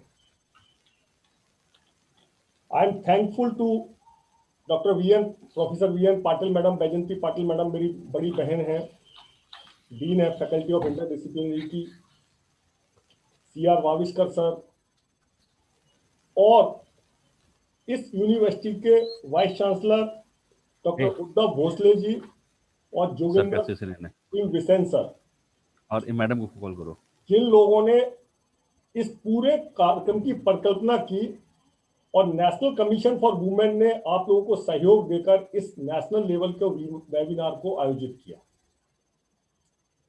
मैं शुरू से इस वेबिनार से जुड़ा हुआ हूं, तो जब मैं विसेन सर को सुन रहा था तो मुझे लग रहा था कि विसेन सर के बोलने के ने ही इस विषय को इतने अच्छे से प्रेजेंट किया कि उसके बाद किसी भी स्पीकर की जरूरत महसूस नहीं हो रही। बट सभी स्पीकर ने अपनी अपनी बात रखी और जो मोटी मोटी बात निकलकर सामने आई वो ये है कि जो वर्किंग वुमेन है, केवल वर्किंग वुमेन ही नहीं, हर तरह की महिलाएं, चाहे वो हमारे स्टूडेंट हो या नॉन मैरिड हो या मैरिड वुमेन हो, वर्किंग हो या नॉन वर्किंग हो, या वो रूरल और अर्बन एरियाज में अलग अलग रहते हो, क्योंकि दोनों ही स्थितियां अलग अलग हैं। यदि आप रूरल की स्थिति की बात करेंगे तो इट इज समथिंग डिफरेंट, और अर्बन की स्थिति की बात करेंगे तो वो थोड़ी सी अलग है। लेकिन यहाँ पर इन सारी चीजों के बीच में मैं कुछ चीजें आप लोगों के सामने ऐड करना चाहता हूँ। हमसे पहले जितने भी स्पीकर थे सबने कहा कि बहुत सारी प्रॉब्लम्स है, मेंटल हरासमेंट है, वुमेन के ऊपर लोड बहुत ज्यादा है, घर का, परिवार का, बच्चों का और जॉब का, और ये बड़ा प्रेशर होता है। फिर जॉब में भी आपके समक्ष दो तीन चीजें अलग तरह की आती हैं कि आपके साथ सेक्सुअल हरासमेंट होता है। अभी भी हमारा देश पुरुष प्रधान देश है, इसको मानने में किसी को कोई गुरेज नहीं होना चाहिए। भले ही देश की आधी आबादी में से बहुत सारे लोग बाहर निकलकर अब नासा और व्यासा तक पहुंचने लगे। एक मिनट के लिए आप सब लोग अपनी आंखें बंद करिए और एक बार कल्पना कीजिए कि यदि आपके घर में आपकी माँ, आपकी दादी, आपकी बहन, आपकी बीवी और आपकी बेटी ना हो तो वो घर क्या होगा। आप लोग खुद सोचिए, जो भी व्यूअर्स मुझे देख रहे हैं और जो स्पीकर्स यहाँ हैं और जो गेस्ट हैं, आप लोग एक बार सिर्फ कल्पना मात्र कीजिए इस बात की कि क्या हमारे घर में यदि हमारी दादी, माँ, बहन, बेटी या वाइफ, जो भी रोल है महिलाओं के, वो नहीं होंगे तो वो महिलाएं हैं क्या हो सकता है। मुझे लगता है मेरी तरह आप लोग भी एक बार को सिहर उठे होंगे, आपके रोंगटे खड़े हो गए होंगे कि यदि मेरी वाइफ नहीं होगी तो मेरे घर की परिकल्पना क्या होगी, यदि मेरी बेटी नहीं होगी तो मेरे घर की परिकल्पना क्या होगी। मैं अपने आप से एग्जांपल लेता हूं कि मेरी वाइफ भी वर्किंग वुमेन है, उसको बेटे भी संभालने हैं, पति भी संभालना है, माँ बाप भी संभालने हैं और जॉब भी संभालनी है। वहीं मुझे क्या करना है, मुझे सिर्फ और सिर्फ अपना काम संभालना है। कल्पना कीजिए कि क्या ये संभव है किसी भी मेल के लिए कि जब वो रात में, एक्सेप्शनल हो सकते हैं, बट जब वो रात को घर आते हैं तो यदि उनको पानी रात को चाहिए तो अपनी पत्नी से या माँ से ही कहेंगे या बेटी से कहेंगे, खुद जाके लेके नहीं आते हैं। ये बहुत बेसिक चीज है। तो कितना प्रेशर, कितना हम लोगों के ऊपर, महिलाओं के ऊपर जिम्मेदारी होती है, उसका एक बार को हम लोगों को सबको खुद से सोचना होगा। दूसरी बात, अब समस्याएं हमने इतनी सारी देखी, हमसे पहले स्पीकर्स ने सारी इतनी बात रखी कि क्या क्या समस्याएं मैरिड वर्किंग वुमेन और उनकी क्वालिटी ऑफ लाइफ में होती हैं, लेकिन सॉल्यूशन क्या है। मुझे लगता है यदि मैं सॉल्यूशन की बात करूं तो जो पहला सॉल्यूशन अभी डॉक्टर वासंती मैडम ने यूनिवर्सिटी ऑफ मुंबई से बताया, that is one of the important solution कि वर्किंग वुमेन को भी थोड़ा सा हम लोगों उनको अपने हेल्थ के ऊपर ध्यान देना चाहिए। जब हेल्थ की बात करते हैं तो हम लोग देखते हैं, अर्चना सिंह जी बता रही थी कि फिजिकल, मेंटल, सोशल, स्पिरिचुअल और इमोशनल हेल्थ के ये पैरामीटर्स होते हैं। आज हम यहाँ पर सिर्फ एक मेंटल हेल्थ डिस्कस कर रहे हैं, बट किसी भी प्रॉब्लम्स की, किसी भी हेल्थ रिलेटेड प्रॉब्लम्स की, चाहे वो फिजिकल हेल्थ रिलेटेड प्रॉब्लम हो, इमोशनल हो, साइकोलॉजिकल हो, मेरे बाद के स्पीकर बताएंगे आपको साइकोलॉजिकल प्रॉब्लम्स के बारे में। तो किसी भी प्रॉब्लम की शुरुआत होती है, उसकी एकमात्र शुरुआत होती है मेंटल से, दिमाग से, प्रेशर से। कितनी महिलाएं होती हैं जो घर और ऑफिस के बीच में सामंजस्य स्थापित करते करते अपने आप को खो देती हैं। हमारे साथ चेयरपर्सन मैडम ने बिल्कुल सही बात कही थी कि कई लोग इस प्रेशर में जॉब को छोड़ देते हैं और वो बैठ जाते हैं कि नहीं अब घर पे ही काम करना है मुझे। तो जरूरत इस बात की है कि हम वर्तमान समय को, ये जो हमारी संस्कृति है, हम लोग पश्चिमी सभ्यता का पालन कर रहे हैं, हम लोगों को एक सामंजस्य बिठाना होगा। अपनी संस्कृति जो हमारी बरसों पुरानी संस्कृति थी और वर्तमान संस्कृति में से दोनों का एक कॉम्बिनेशन बनाना होगा, जिस कॉम्बिनेशन में, जिस सामंजस्य से हम लोग वुमेन के बेहतरी के लिए काम कर सकते हैं। अभी माननीय प्रधानमंत्री जी ने एक फिट इंडिया कैंपेन लॉन्च किया। मैं आपको कुछ स्टैटिस्टिक बताना चाहता हूं फिजिकल हेल्थ के ऊपर, मेंटल हेल्थ के ऊपर और हमारी जो भी हेल्थ के पैरामीटर्स हैं। हमारे माननीय प्रधानमंत्री जी ने 2019 में एक फिट इंडिया कैंपेन लॉन्च किया। उस कैंपेन का उद्देश्य था कि हम लोग इस देश को एक फिट नेशन बनाएं। और इवन पैफी, जिसका मैं सेक्रेटरी हूं देश भर का, PEFI is also part of ministry of youth and sports. हम लोग भी ये चाहते हैं कि यदि हम लोगों को अपना हेल्थ बिल रिड्यूस करना है, हम लोगों को अपना हॉस्पिटलों के कम चक्कर लगाने हैं, तो हमको अपनी हेल्थ के ऊपर ध्यान देना पड़ेगा, फिटनेस के ऊपर ध्यान देना पड़ेगा। इसी कॉन्सेप्ट पर जब पिछली साल 29 अगस्त को माननीय प्रधानमंत्री नरेंद्र मोदी जी ने कैंपेन लॉन्च किया, फिट इंडिया कैंपेन, तो उसका बेसिक उद्देश्य ये था कि केवल मैन या केवल प्लेयर्स या केवल समाज का एक हिस्सा बात ना करे, देश के हर कोने कोने में, चाहे वो महिला हो, चाहे पुरुष हो, चाहे वो वर्किंग हो, चाहे नॉन वर्किंग हो, हर व्यक्ति फिटनेस के प्रति अपनी जागरूकता बढ़ाए और कैसे हम लोग इस देश को फिट बना सकते हैं।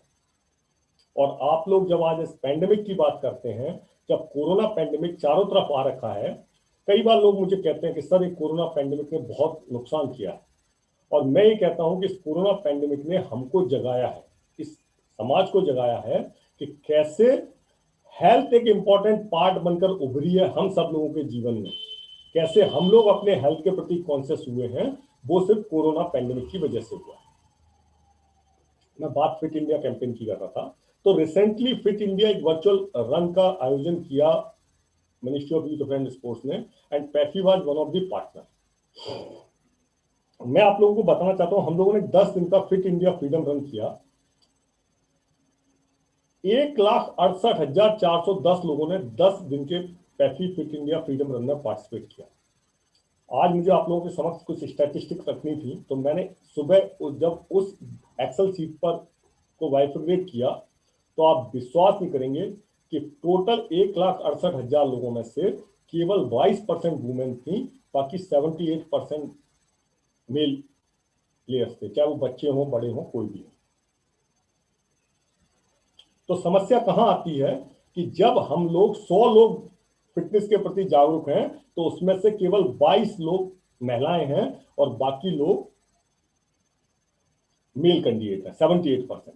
अब यदि मैं उस 22% को भी बाइफरकेट करूंगा, तो मुझे लगता है कि मैरिड वर्किंग वुमेन में से केवल 2 से 3% लोग होंगे जिन्होंने इस तरह की एक्टिविटी में, वर्चुअल मैराथन में भाग लिया।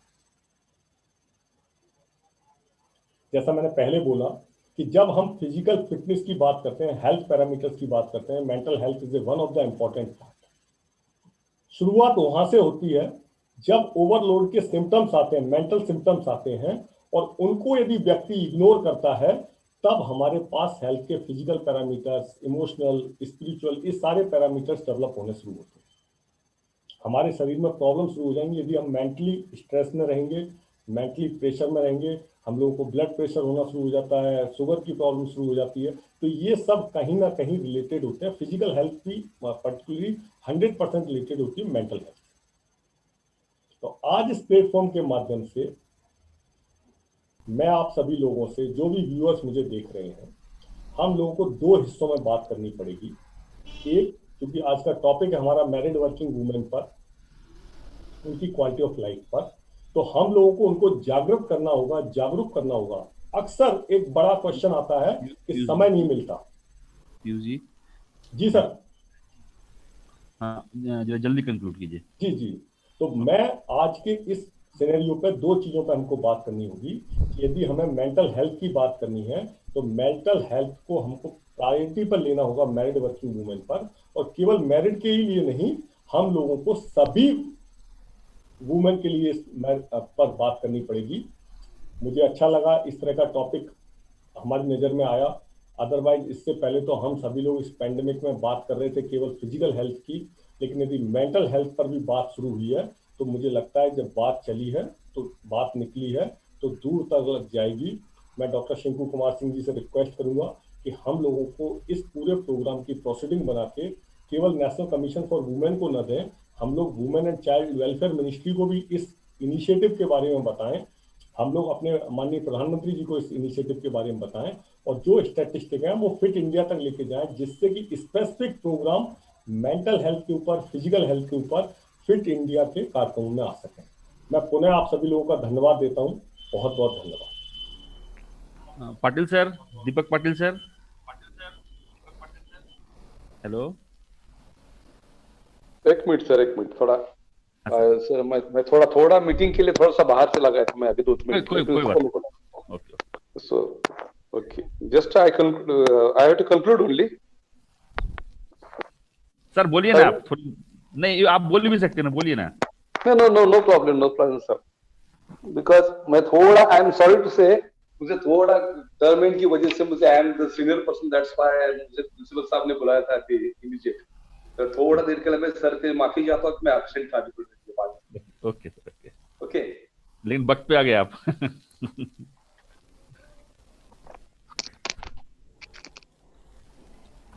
हेलो। हाँ सर बोलिए। जस्ट मैं अभी थोड़ी बात नहीं कर सकता सर। ठीक है sir. Okay, thank you, sorry sir. Okay, thank you sir. के साथ एक पर्सनल प्रॉब्लम हो गया है, इसके लिए सर आप लोग दोनों ने हमें टाइम दिया, इसके लिए हम बहुत बहुत धन्यवाद है। पीयूष जी हमेशा फिजिकल और मेंटल हेल्थ के लिए काम कर रहे हैं, पूरे भारतवर्ष में कर रहे हैं। इनका एक बहुत बड़ा संगठन है पेफी का संगठन। निश्चित रूप से इनके द्वारा किए गए कार्य हमारे देश के जो लोग हैं, स्पेशली जो वीमेन है, उनके लिए बहुत फायदेमंद रहेगा। अब मैं जो अपने नेक्स्ट स्पीकर है, नेक्स्ट सेशन है, उसमें मैं आना चाहूंगा। Now I would like to come on the next session. So the next session speaker doctor professor Prasad Deshpande sir, who is a professor of psychiatry in the Government Medical College and Hospital, Aurangabad. This is the famous government college of in the Maharashtra state. So Dr. Prasad is a very renowned person, and he has visited several nations, several countries for their academic work. He has completed several projects, several research on mental health, depressions, anxiety, frustrations, and etc. So for this session, our chairperson is Dr. Unnati Bisnoi. She is a principal of Susana Methodist Girls B.Ed College, Roorkee, Uttarakhand. And our second chairperson, Dr. Venkat Mane, who is an associate professor in DBACS College, Bhokar, Nanded. So I request to Dr. Bisnoi Madam. Actually, Dr. Bisnoi Madam is also renowned person in the field of education.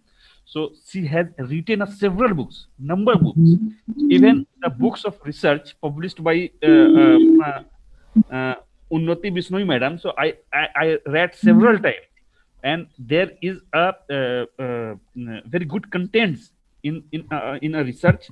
So in addition, she is also a good administrator, good teacher, and good researcher.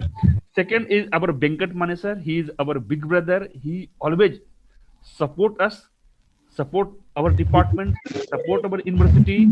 So I request to Dr. Bishnoi madam and Dr. Venkat Mane sir. So please take the charge of these sessions. So first of all, I would like to request Dr. Unnati Bishnoi madam.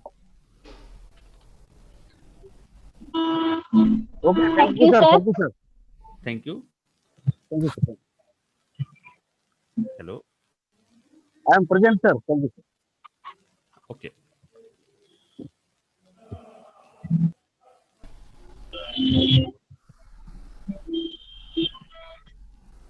Madam आप अपना video of कर दें, आपका network slow है और आप बोल सकते हैं, स्टार्ट करा सकते हैं सेशन। हाँ मैडम गाड़ी पे भी है। मैं फोन करता हूँ, आप लोग सर आप मैसेज रहूंगी आप लोग। Hello madam. हाँ हाँ हाँ यस मैडम।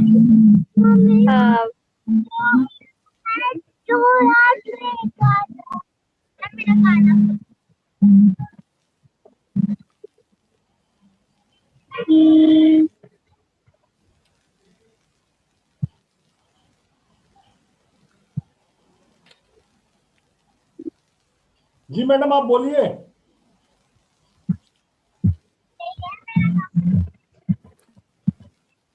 मैडम जर्नी में है सर, ऐसा लग रहा है। हाँ ट्रैवलिंग कर रहे हैं, लेकिन मुझे लगता है उनका नेटवर्क सही नहीं आ रहा है। आप स्टार्ट कीजिए सेशन को सर। ठीक है मैडम कंक्लूड कर लेगी। मैं वेंकट माने सर से रिक्वेस्ट करता हूँ कि सर थोड़ा सा आप बोलिए, स्टार्ट कराइए प्रोग्राम। माने sir.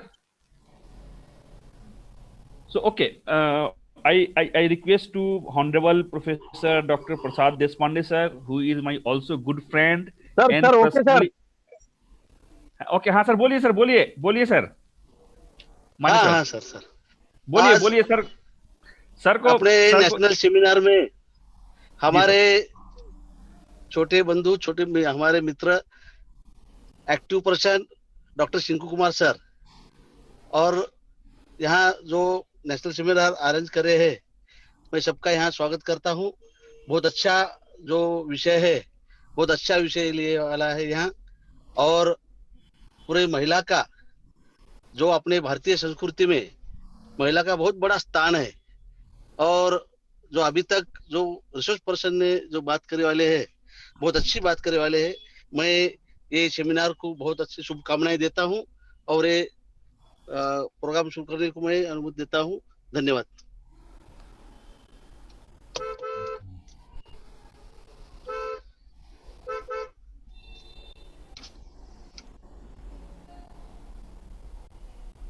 Deshpande sir, please start your lecture.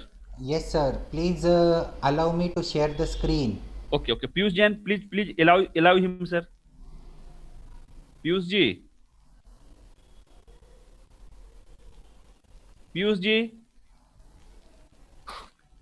हो गया सर, हो गया। Okay sir. सर आप कर सकते हैं share.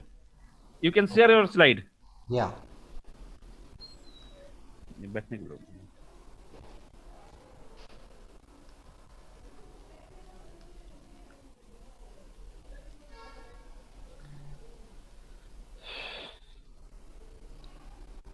First and foremost, I am grateful to Swami Ramananda Tirth Marathwada University, Nanded in Maharashtra, and the National Commission for Women, Government of India, which has created this virtual platform and in which one can share his or her learning. Like Dr. Jain said, the previous speaker, what is remaining now? That question even I was getting, sir, while I was listening to you and the previous presentations, as most of the topics have been covered. Although I am not going to lose hope, and let us continue this session for another few minutes. This is the topic for the day. 5 variables have been included: mental health, quality of life in married working women in India. So a very advanced and complex topic selection has been there, which has brought for discussion the scenario in India. Research from Indian Journal of Psychiatry has found why to talk of women. Gender discrimination has been well talked of, and the Indian context has also been discussed, that we have a joint family system, there is patriarchy, marriage is a must, especially if you are a woman, then you must marry, that pressure is there. Then marriage is considered to be a permanent union, no matter how suffering that relationship is. Then the subservient status of a daughter-in-law at home, the preference for a male child, the practice of dowry, low socio-educational status of women, strict code of conduct for females, primary role of women being child-bearing and child-rearing, all this points to the woman gets choked. There is no freedom. There is no freedom to breathe. There is no freedom to live. No wonder they become suicidal. This peculiar setup in India gives rise to a very peculiar condition, very commonly known as depression. The occurrence, the manifestation, the treatment and the outcome of depression becomes a unique feature for the mental health professionals and us as a team in the society to handle this difficulty. The commonest disorders after depression include anxiety and the somatic symptoms. Although we must always remember that depression is the most commonest problem in women, and it is more persistent in women as compared to men, and there are more number of completed suicides in women in India compared to the men. Why it is so? There is this gender-based role, stressors, negative life experiences and predisposition for neurodevelopmental disorders. Like we heard the previous speakers, they talked about gender-based violence, exposure to sexual violence, high rates of post-traumatic stress disorders, socio-economic disadvantages, low income, income inequality in women, low and subordinate social status, low and subordinate social rank, and unremitting responsibility. Bas care karte raho, there is no end to it.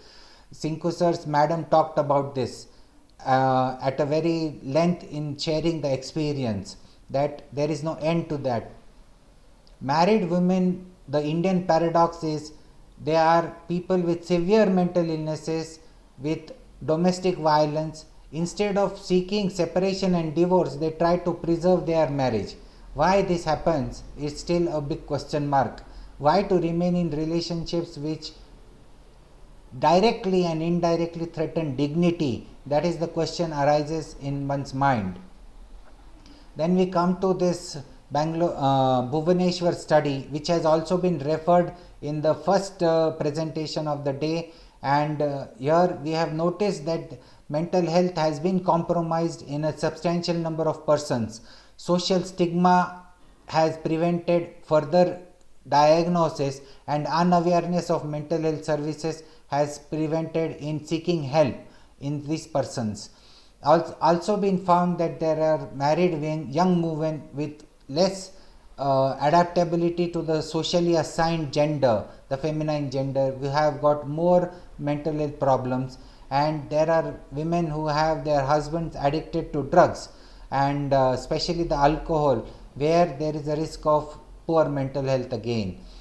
Then we come to these points where there is a conducive atmosphere, where the attitude of colleagues and husbands and in-laws is better, then the mental health has been better. Otherwise it has been poorer. So we have seen this, that practices like yoga, meditation, exercise, they help. लेकिन अभी मैं आपका ध्यान एक point की तरफ आकर्षित करना चाहता हूँ. What is good mental health? Ability to learn intact रहना. Secondly, feelings और emotions जो है उसको express करने की क्षमता बनाए रखना, चाहे वो गुस्सा हो, चाहे वो मोहब्बत हो, and forming good relationships with others and coping with change and uncertainty. जब ये एबिलिटी अफेक्ट हो जाती है, समझ लेना चाहिए मेंटल हेल्थ कॉम्प्रोमाइज हो गया है. And there we come to depression. Depression ये शब्द बहुत कॉमन है, कॉमनली यूज्ड किया जाता है और इसको समझा जाता है कि depression is a normal thing to happen in life. इतने सारे लोग अपने आजू बाजू में डिप्रेशन में मिलते हैं कि हम समझने लगते हैं कि ये नॉर्मल है क्योंकि ये कॉमन है. But I want to make a point here that depression is a unnatural state of mind. It cannot be considered natural. Even though depression is common, it is unnatural. It's a disorder.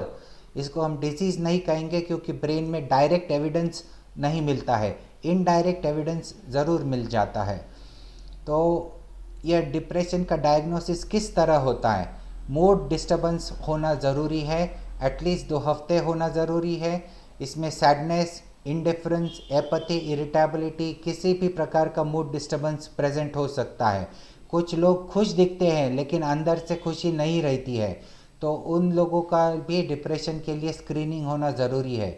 And सबसे important question कि खुशी गायब हो जाती है. जो चीज़ें खुशी देती थी, जॉयफुल मोमेंट्स आते थे, वो रहना बंद हो जाता है.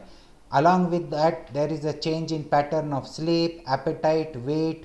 Then there is early morning awakening. नींद खराब हो जाती है, जल्दी उठ जाते हैं, रात को नींद ठीक से नहीं लगती, बीच बीच में नींद खुल जाती है, फिर ध्यान नहीं लगता और निर्णय क्षमता टूट जाती है, रुक जाती है. साथ में अपराधी भावना आने लगती है कि मैंने कुछ गलती की है, मैं अच्छी नहीं हूँ. रिसेंटली हमको देखने को मिला कि LSR में the student committed suicide. Then recently we had an interview of a WHO research scientist from India, Swaminathan madam. She was also referring to the discrimination faced by her. And ultimately अगर कुछ solution नहीं नज़र आता है तो thoughts of death and dying ये आ जाते हैं. Why am I showing this slide? It is a diagnosable condition. ये इंटरनेशनल क्लासिफिकेशन ऑफ डिसऑर्डर्स के अंदर डिप्रेशन को एक विशेष स्थान है जिसमें कि ये सारे लक्षण दिए गए हैं. इसीलिए मैं फिर से कहना चाहता हूँ कि यह नॉर्मल स्थिति नहीं है, यह एक अबनॉर्मल स्थिति है जिसको जल्द से जल्द निदान करके इलाज होना, उपचार होना ज़रूरी है. पेशेंट से बात करते हुए 2-3 बातों का गौर करना चाहिए. हमेशा पूछो, जान देने के विचार आते हैं क्या? We are not implanting thoughts of suicide by asking about suicide. Therefore always ask this question कि जीवन जीने लायक रहा नहीं क्या? अगर नहीं उत्तर आता है तो फिर कुछ प्लान बनाया है क्या? जान देने के लिए कुछ सोचा है क्या? कैसे देना चाहते हो? और ख़ास करके ऐसे लोग जिन्हों के साथ में कुछ सब्सटेंस अब्यूज़ है, उनके साथ में कुछ कोमॉर्बिड कंडीशंस है जैसे कि ओबेसिटी, हाइपरटेंशन, डायबिटीज़, और जो खास करके अभी कोविड का सिचुएशन है, सोशल आइसोलेशन का सिचुएशन है, फिर होपलेसनेस है, प्रोफाउंड होपलेसनेस है कि मेरे साथ कुछ अच्छा हो ही नहीं सकता, मेरा परिस्थिति सुधर ही नहीं सकता और मेरा भविष्य अंधकार ही है. खास करके ऐसे लोग और जिन्होंने पहले भी सुसाइड अटेम्प्ट किया है, उनको यह सवाल पूछकर पता करना बहुत ज़रूरी है. Always be watchful about their suicidality. How to communicate? सहानुभूतिपूर्वक बात करना बहुत ज़रूरी है. जैसे कि अभी जैन सर बात कर रहे थे कि आखिरी स्पीकर क्या बोलेगा, क्योंकि सब तो कवर हो गया है, तो मुझे महसूस हुआ कि उनको मुझसे सहानुभूति है. उस तरीके का जो एटीट्यूड है कि एक दूसरे की जगहों पर अपने आप को डालकर देखना और उस नज़रिए से देखना जिसमें वो सफ़रर है. खास करके डिनायल ऑफ डिप्रेशन होता है. I show that I am a happy person and inside I keep suffering. तो ऐसी सिचुएशंस में डिनायल धीरे से ब्रेक करना बहुत ज़रूरी है. Non judgmental approach equally important है. राइट एंड रॉन्ग इसको बाजू में निकाल के पेशेंट से बात करना बहुत अहम है. अगर जजमेंटल हो जाते हो तो पेशेंट बात नहीं करेगा, अगर बात भी किया तो थेरेप्यूटिक रिकवरी देखने में नहीं आएगी. इसीलिए it is very very important to be non-judgmental. Be very cautious when the sufferer reports of anxiety, panic and agitation. हमको एक अप्रोच होता है कि एंजाइटी है, पैनिक है या थोड़ा चिड़चिड़ा है, इसीलिए हम उसको इग्नोर करते हैं, ध्यान नहीं देते, उसका एक लिसनिंग बना लेते हैं कि वो ऐसा ही है. लेकिन these are the pointers which tell about internal disturbances in the brain and they point towards suicidality risk. इसीलिए please do not ignore these simple and important signs and symptoms. The role of a doctor, gynecologist madam ने बहुत अच्छी तरह cover किया है कि if necessary use medicines, psychotherapy, mostly focus on educating about depression. Please understand that depression is a treatable, reversible and a manageable condition in women. It is not compulsory to suffer. It is not compulsory to remain in pain. एक pattern बन जाता है persons with depression का कि वो अपने आप को और तकलीफ कैसे होगी उस तरफ ध्यान देने लगते हैं रादर देन अपने आप की तकलीफ वो किस तरह कम करे. इसीलिए it is very very important to educate the person कि you have started inflicting more pain on yourself. You have to stop doing this, and to break this pain cycle we have to help the person do in psychotherapy by empathically listening to the person and breaking the old patterns which the person has gathered all over the life. Now finally we come to the fundamental question, why women, why focus on women and why on women mental health. तो इस सवाल का मुझे ये जवाब मिलता है कि they are the ones who are response-abled persons, response-abled species in the existence, who can create, who can nurture and who can transform. And we must always remember that women can warn us when there is a danger, they can comfort us when there is a distress, and they can also command us when there is a need. So all these three functions have to be performed, and no other person can perform these functions except the women. Therefore women are most important in my representation, and it is just a matter of accepting what it is, cherishing what it is in search of a balanced, natural, healthy existence, coexistence for that matter. It is all of us have got masculine qualities and feminine qualities in one personality. It is a matter of developing these qualities, and it is a matter of expressing these qualities in such a manner that the balance is preserved. Where the balance is lost, the mental disorder strikes, and when the mental disorder strikes, life gets threatened. Therefore it is very very important to have this balance of energies between the masculine energy and the feminine energy. Thank you all for a very patient listening, and wishes for Diwali from my side for everybody. That's it. That was from my side. Hello, Sinku sir. Singh sir. No problem. You continue.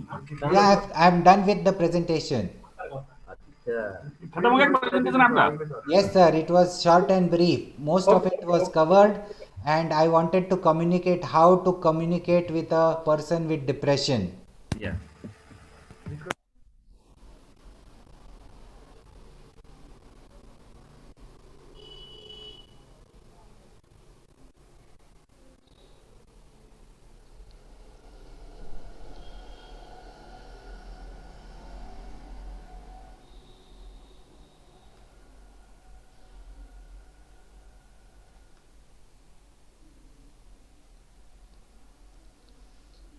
Singh sir.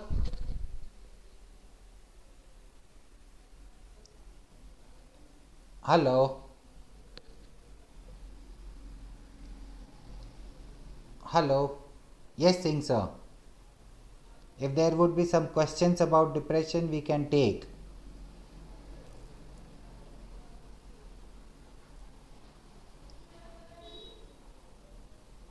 I cannot hear you, sir.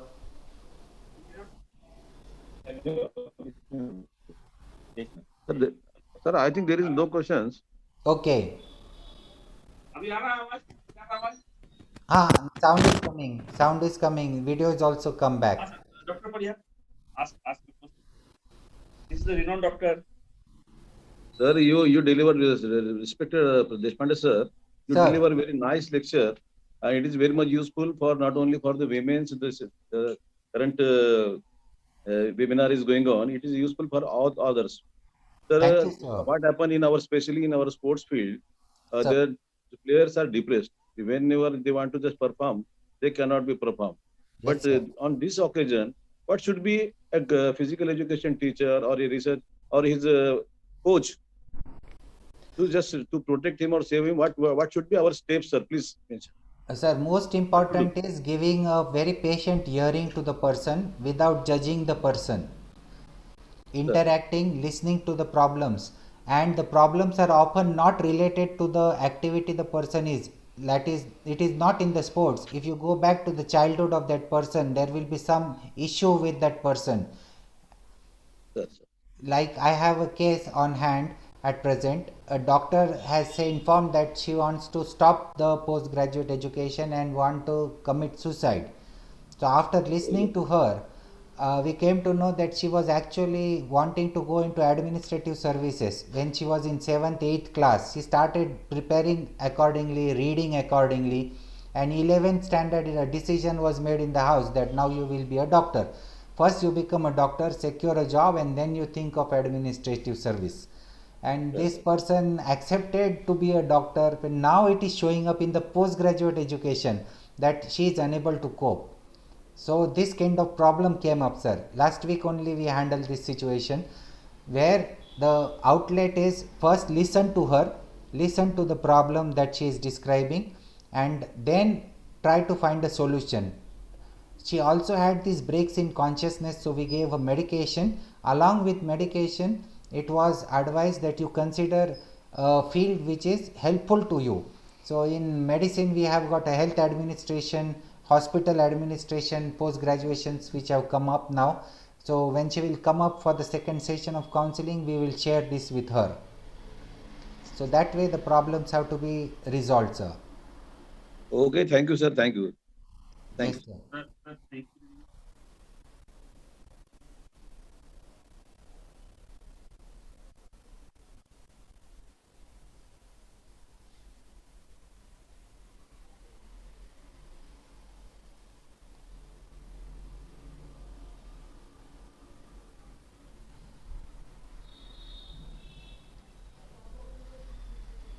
Sinku sir, you are not audible, Singh sir.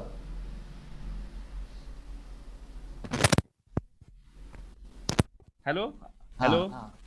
Yes. So, sir. Actually, sir, thank you very much. You have delivered a good lecture. So definitely your lecture will be beneficial for all of us. Your lecture give a platform to control stress or minimize the stress and anxiety level, and with depressions, and improve the mental health and well-being of married working women and general people. So Bishnoi madam is available or not? Bishnoi madam? Sir, I think she is not available due to their network problem. So sir, Mane sir from Bhokar, Bankat Mane sir, are you available? I think both the chairperson is not available due to poor connectivity of net. Sir. So I thanks to Deshpande sir. Deshpande sir have a very busy, demanding schedule, so give us a time. So thank you very much, sir. So your lectures beneficial for all of us. Now I request to Piyush Jain sir. So this is a time of valedictory. So our guest is Dr. Vittal Singh Purihar, Director of Physical Education and Sports, and Dr. Balwant Singh. Dr. Balwant Singh is available or not? Dr. Balwant Singh? No. Balwant sir ने भी join नहीं किया है अभी. अच्छा, तो मैं Vitthal Singh Parihar sir से निवेदन करूंगा कि आप मतलब ये जो हमारा वैलिडिटी फंक्शन है उसमें आप हम लोग को एड्रेस करें, एड्रेस यू फॉर, ठीक है, उससे कर सकते हैं. So I request to Parihar sir, Vittal Singh Parihar, sir. Sir, Thank you very much. Thank you very much, Dr. Kumar. You are getting it here. Hello. इधर आइए, इधर आइए. So, Parihar,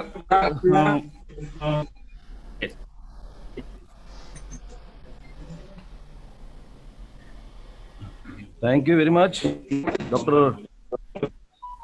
Sinku Kumar, sir. The Swami Ramananda School of Educational Science. Good morning, everybody. Good morning. You are getting me, sir? Hello.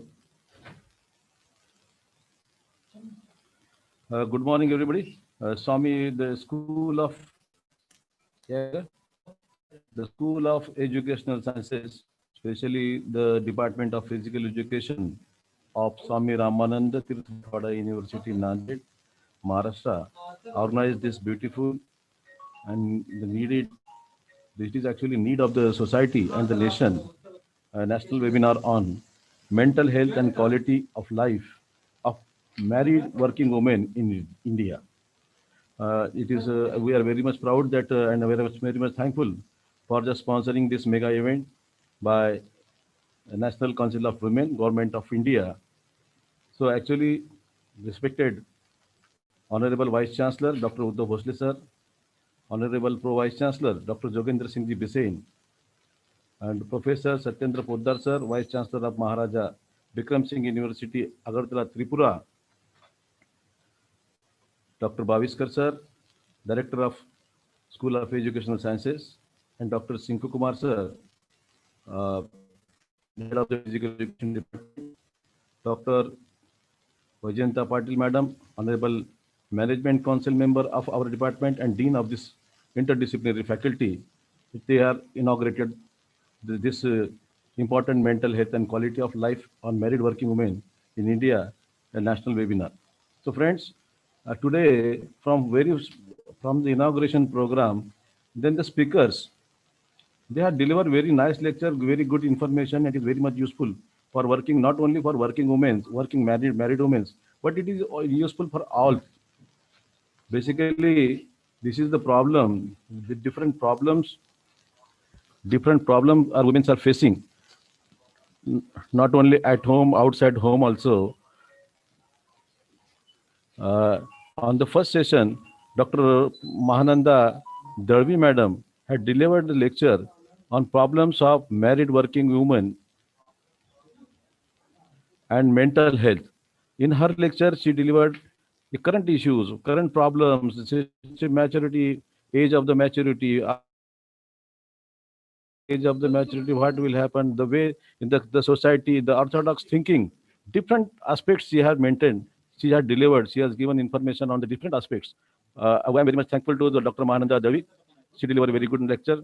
And very first time I am looking, because my several thesis, PhD theses are where is reviewed by Dr. Professor Archana Singh Madam.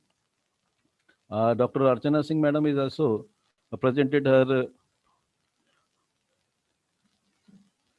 on mental health and quality of life married working women, the present scenario. What is happening in present scenario? What should be, why the mental health and quality of mental health and her own life should be improved. I am very much thankful to Dr. Archana Singh Madam, the way she just prepared and she delivered the lecture. It is very much useful, not only for the married women, it is useful for the all women and the societies. And everybody will get benefit of this. And the gynecologist, Dr. Sadhna Kumar Madam, the way she deliver her lecture, the way she is given the interaction with all our participants, the information given by Dr. Sadhna Kumar Madam is very much important, and it is useful for all the participants and all the working women working in this. And I am very much thankful, Dr. Piyush Kumar Jain, a man behind the curtain, behind the curtain, and always promoting us to keep fit ourselves and how to keep the nation. The Physical Education Foundation of India Secretary, Dr. Piyush Kumar Jain, you are always with us, And with your cooperation, we are just success this program. And hope again we are going to conduct an international webinar from the Department of Physical Education and Sports on the duties and responsibility of sports personnel working in colleges and university. It is what is need of it, you can understand. And we are very much thankful for your kind support, Dr. Piyush. And last but not least, Dr. Prasad Deshpande. Psychology is very much important aspect in every way. Whether you are married, unmarried, everybody is facing problems. Unmarried are worrying, they are just worrying for why should not we get married? And both those who are already married, they are just thinking about different. So this is, and the actual, this is a serious problem, not only in India, not in the rural and urban area, it is all of the world. The mental health and quality of life of women, and especially the married women, is a very big problem in front of us. Everybody is thinking the way food habits, the way they are doing for others. She is not getting the meals, food also, proper food. She is not getting the proper her dressing also, and respect also in the family and outside the family. The way, the orthodox way, looking towards the women, especially married women from the urban side and rural area also, is now there is need to improve this orthodox thinking, and we have to just lift from the orthodox thinking. We have to give same equal to the women also, behavior to women also. So I am very much thankful just calling me on this conclude session, and I congratulate the entire team of School of Educational Sciences, especially the Department of Physical Education, all the resource persons or the chairperson, all the dignitaries, those who have supported us, especially the National Commission of Women Commission, Government of India, for providing the funding for this mega event, which is need of the society. So once again, I am very much thankful to Honorable Vice Chancellor of our university, Dr. Uddhav Bhosle sir, Honorable Dr. Jogendra Singh Ji Bisen sir, Pro Vice Chancellor of our university, Dr. Vaijayanta Patil Madam, Dean of Interdisciplinary Faculty and Honorable Management Council Member, and Dr. Satyendra Poddar, Dr. Bhaviskar sir, Director of School of Educational Sciences, and most not last word, Dr. Sinku Kumar Singh, the young scientist of physical education. And now he opened the doors not only of physical education, he's opened the door of psychology, he's opened the door of sports medicine, and other a lot of aspects. The way he's doing research, we are very much proud of him.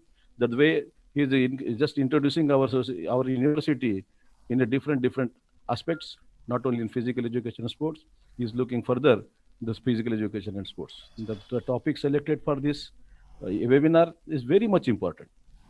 I again congratulate Dr. Sinku Kumar Singh and his team for great organization of this webinar.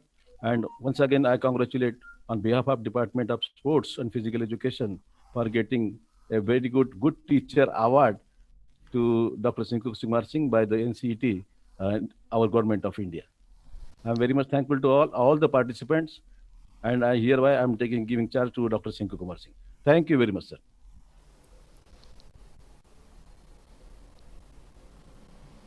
Dr. Balwant Singh sir, hello.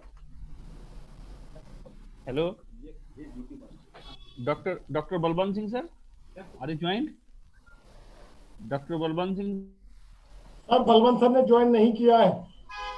अच्छा, Uday Chauhan sir, doctor Uday Chauhan sir हैं।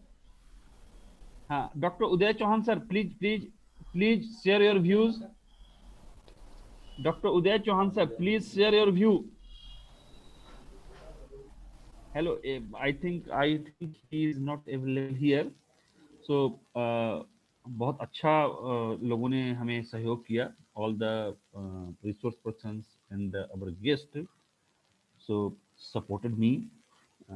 सो अगर पीयूष जी हम लोग कुछ बोलना चाहते हैं तो 2 मिनट के लिए बोले, मैं उनसे रिक्वेस्ट करता हूं, उसके बाद मैं सभी को जो है धन्यवाद दूंगा सर। नहीं सर, बस बहुत अच्छा प्रयास रहा आपका, और मैं कॉन्ग्रेचुलेट करना चाहता हूं आपको और सभी जो यहाँ पर पार्टिसिपेंट्स हैं और व्यूअर्स हैं उन सभी की तरफ से आपको पुनः बधाई, जो आपने क्या बोलते हैं, आपको national council for teacher education ने 2019-20 के बेस्ट टीचर एजुकेटर का अवार्ड आपको शारीरिक शिक्षा में मिला है। एक बड़ी कामयाबी है। एक फिजिकल एजुकेशन में 2 ही लोगों को अवार्ड मिला है, और मुझे कहते हुए गर्व है कि दोनों ही लोग मेरे मित्र भी हैं, मेरे गुरु भी हैं, और मुझे जानते भी हैं, और दोनों ही लोग पैफी के लाइफ टाइम मेंबर हैं। तो एक अच्छी शुरुआत है शारीरिक शिक्षा में, खेल के जगत में। और नए नए टॉपिक्स आ रहे हैं, नई नई चीजें आ रही हैं। तो आपको पुनः बधाई बहुत बहुत, डॉक्टर सिंकू कुमार सिंह जी, बैजंता पाटिल मैडम, जिनके गाइडेंस में आप लोग सब काम कर रहे हैं, वाविस्कर सर, तीनों लोगों को ये डिपार्टमेंट बहुत ऊपर तक जाए, ऊंचाइयों तक जाए। हम लोग हमेशा आपके साथ हर मोड़ पर खड़े हुए हैं। धन्यवाद सर। Thank you.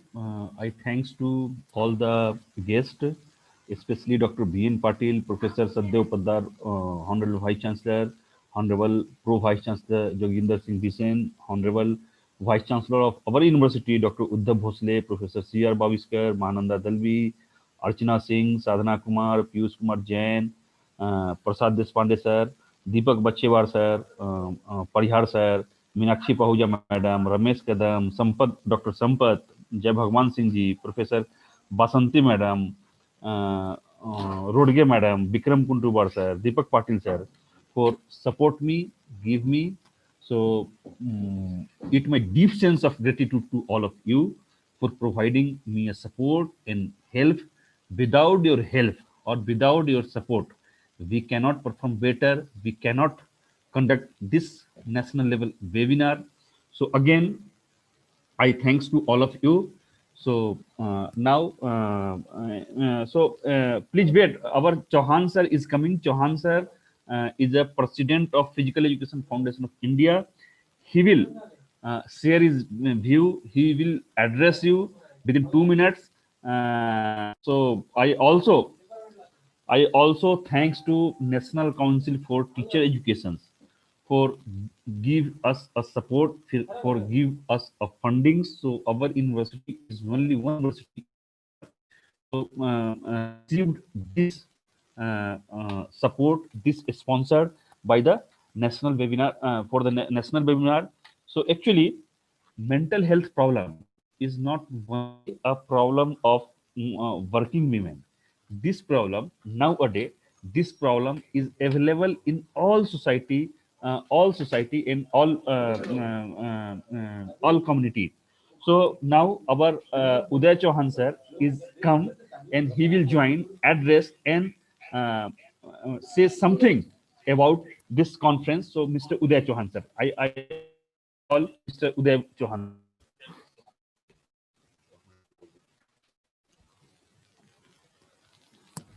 हेलो, सभी को प्यार भरा नमस्कार। आज का ये जो वेबिनार है, ये mental health and quality of life of married working womens, ये टॉपिक पे था और बहुत ही सभी पार्टिसिपेंट ने एंजॉय किया है, नॉलेज भी अपडेट किया है, और जो भी सहयोगी मिले हैं उन्होंने बहुत ही अपना वेल स्टडीड स्पीच दिया है, और सभी को इसी का अपने लाइफ के डे टू डे जो भी एक्टिविटी चलती है उसमें जरूर फायदेमंद रहेगा। और इसके वजह से काफी जो वर्किंग वुमेन्स है उनको भी अपने लाइफ में अपडेट बनने के लिए या लाइफ का टोटली प्रॉपर ट्रैक पे एंजॉय करने के लिए ये वेबिनार बहुत ही फायदेमंद होने वाला है सभी पार्टिसिपेंट को, और हमारे गेस्ट और हमारे सिंकू कुमार सर और बाकी सभी ही हमारे सीनियर, उनको सभी को धन्यवाद देते हुए यहाँ पर मैं रुकता हूँ। धन्यवाद सर। अब मैं इस वेबिनार की समाप्ति की घोषणा करता हूं। Now I would like to announce the closure of this webinar. So thank you for all of us for giving a support. Again, I thanks to Deshpande sir who is present here. This Pandey sir is a very good personality. He is a very good professor, and he is very close to me as a friend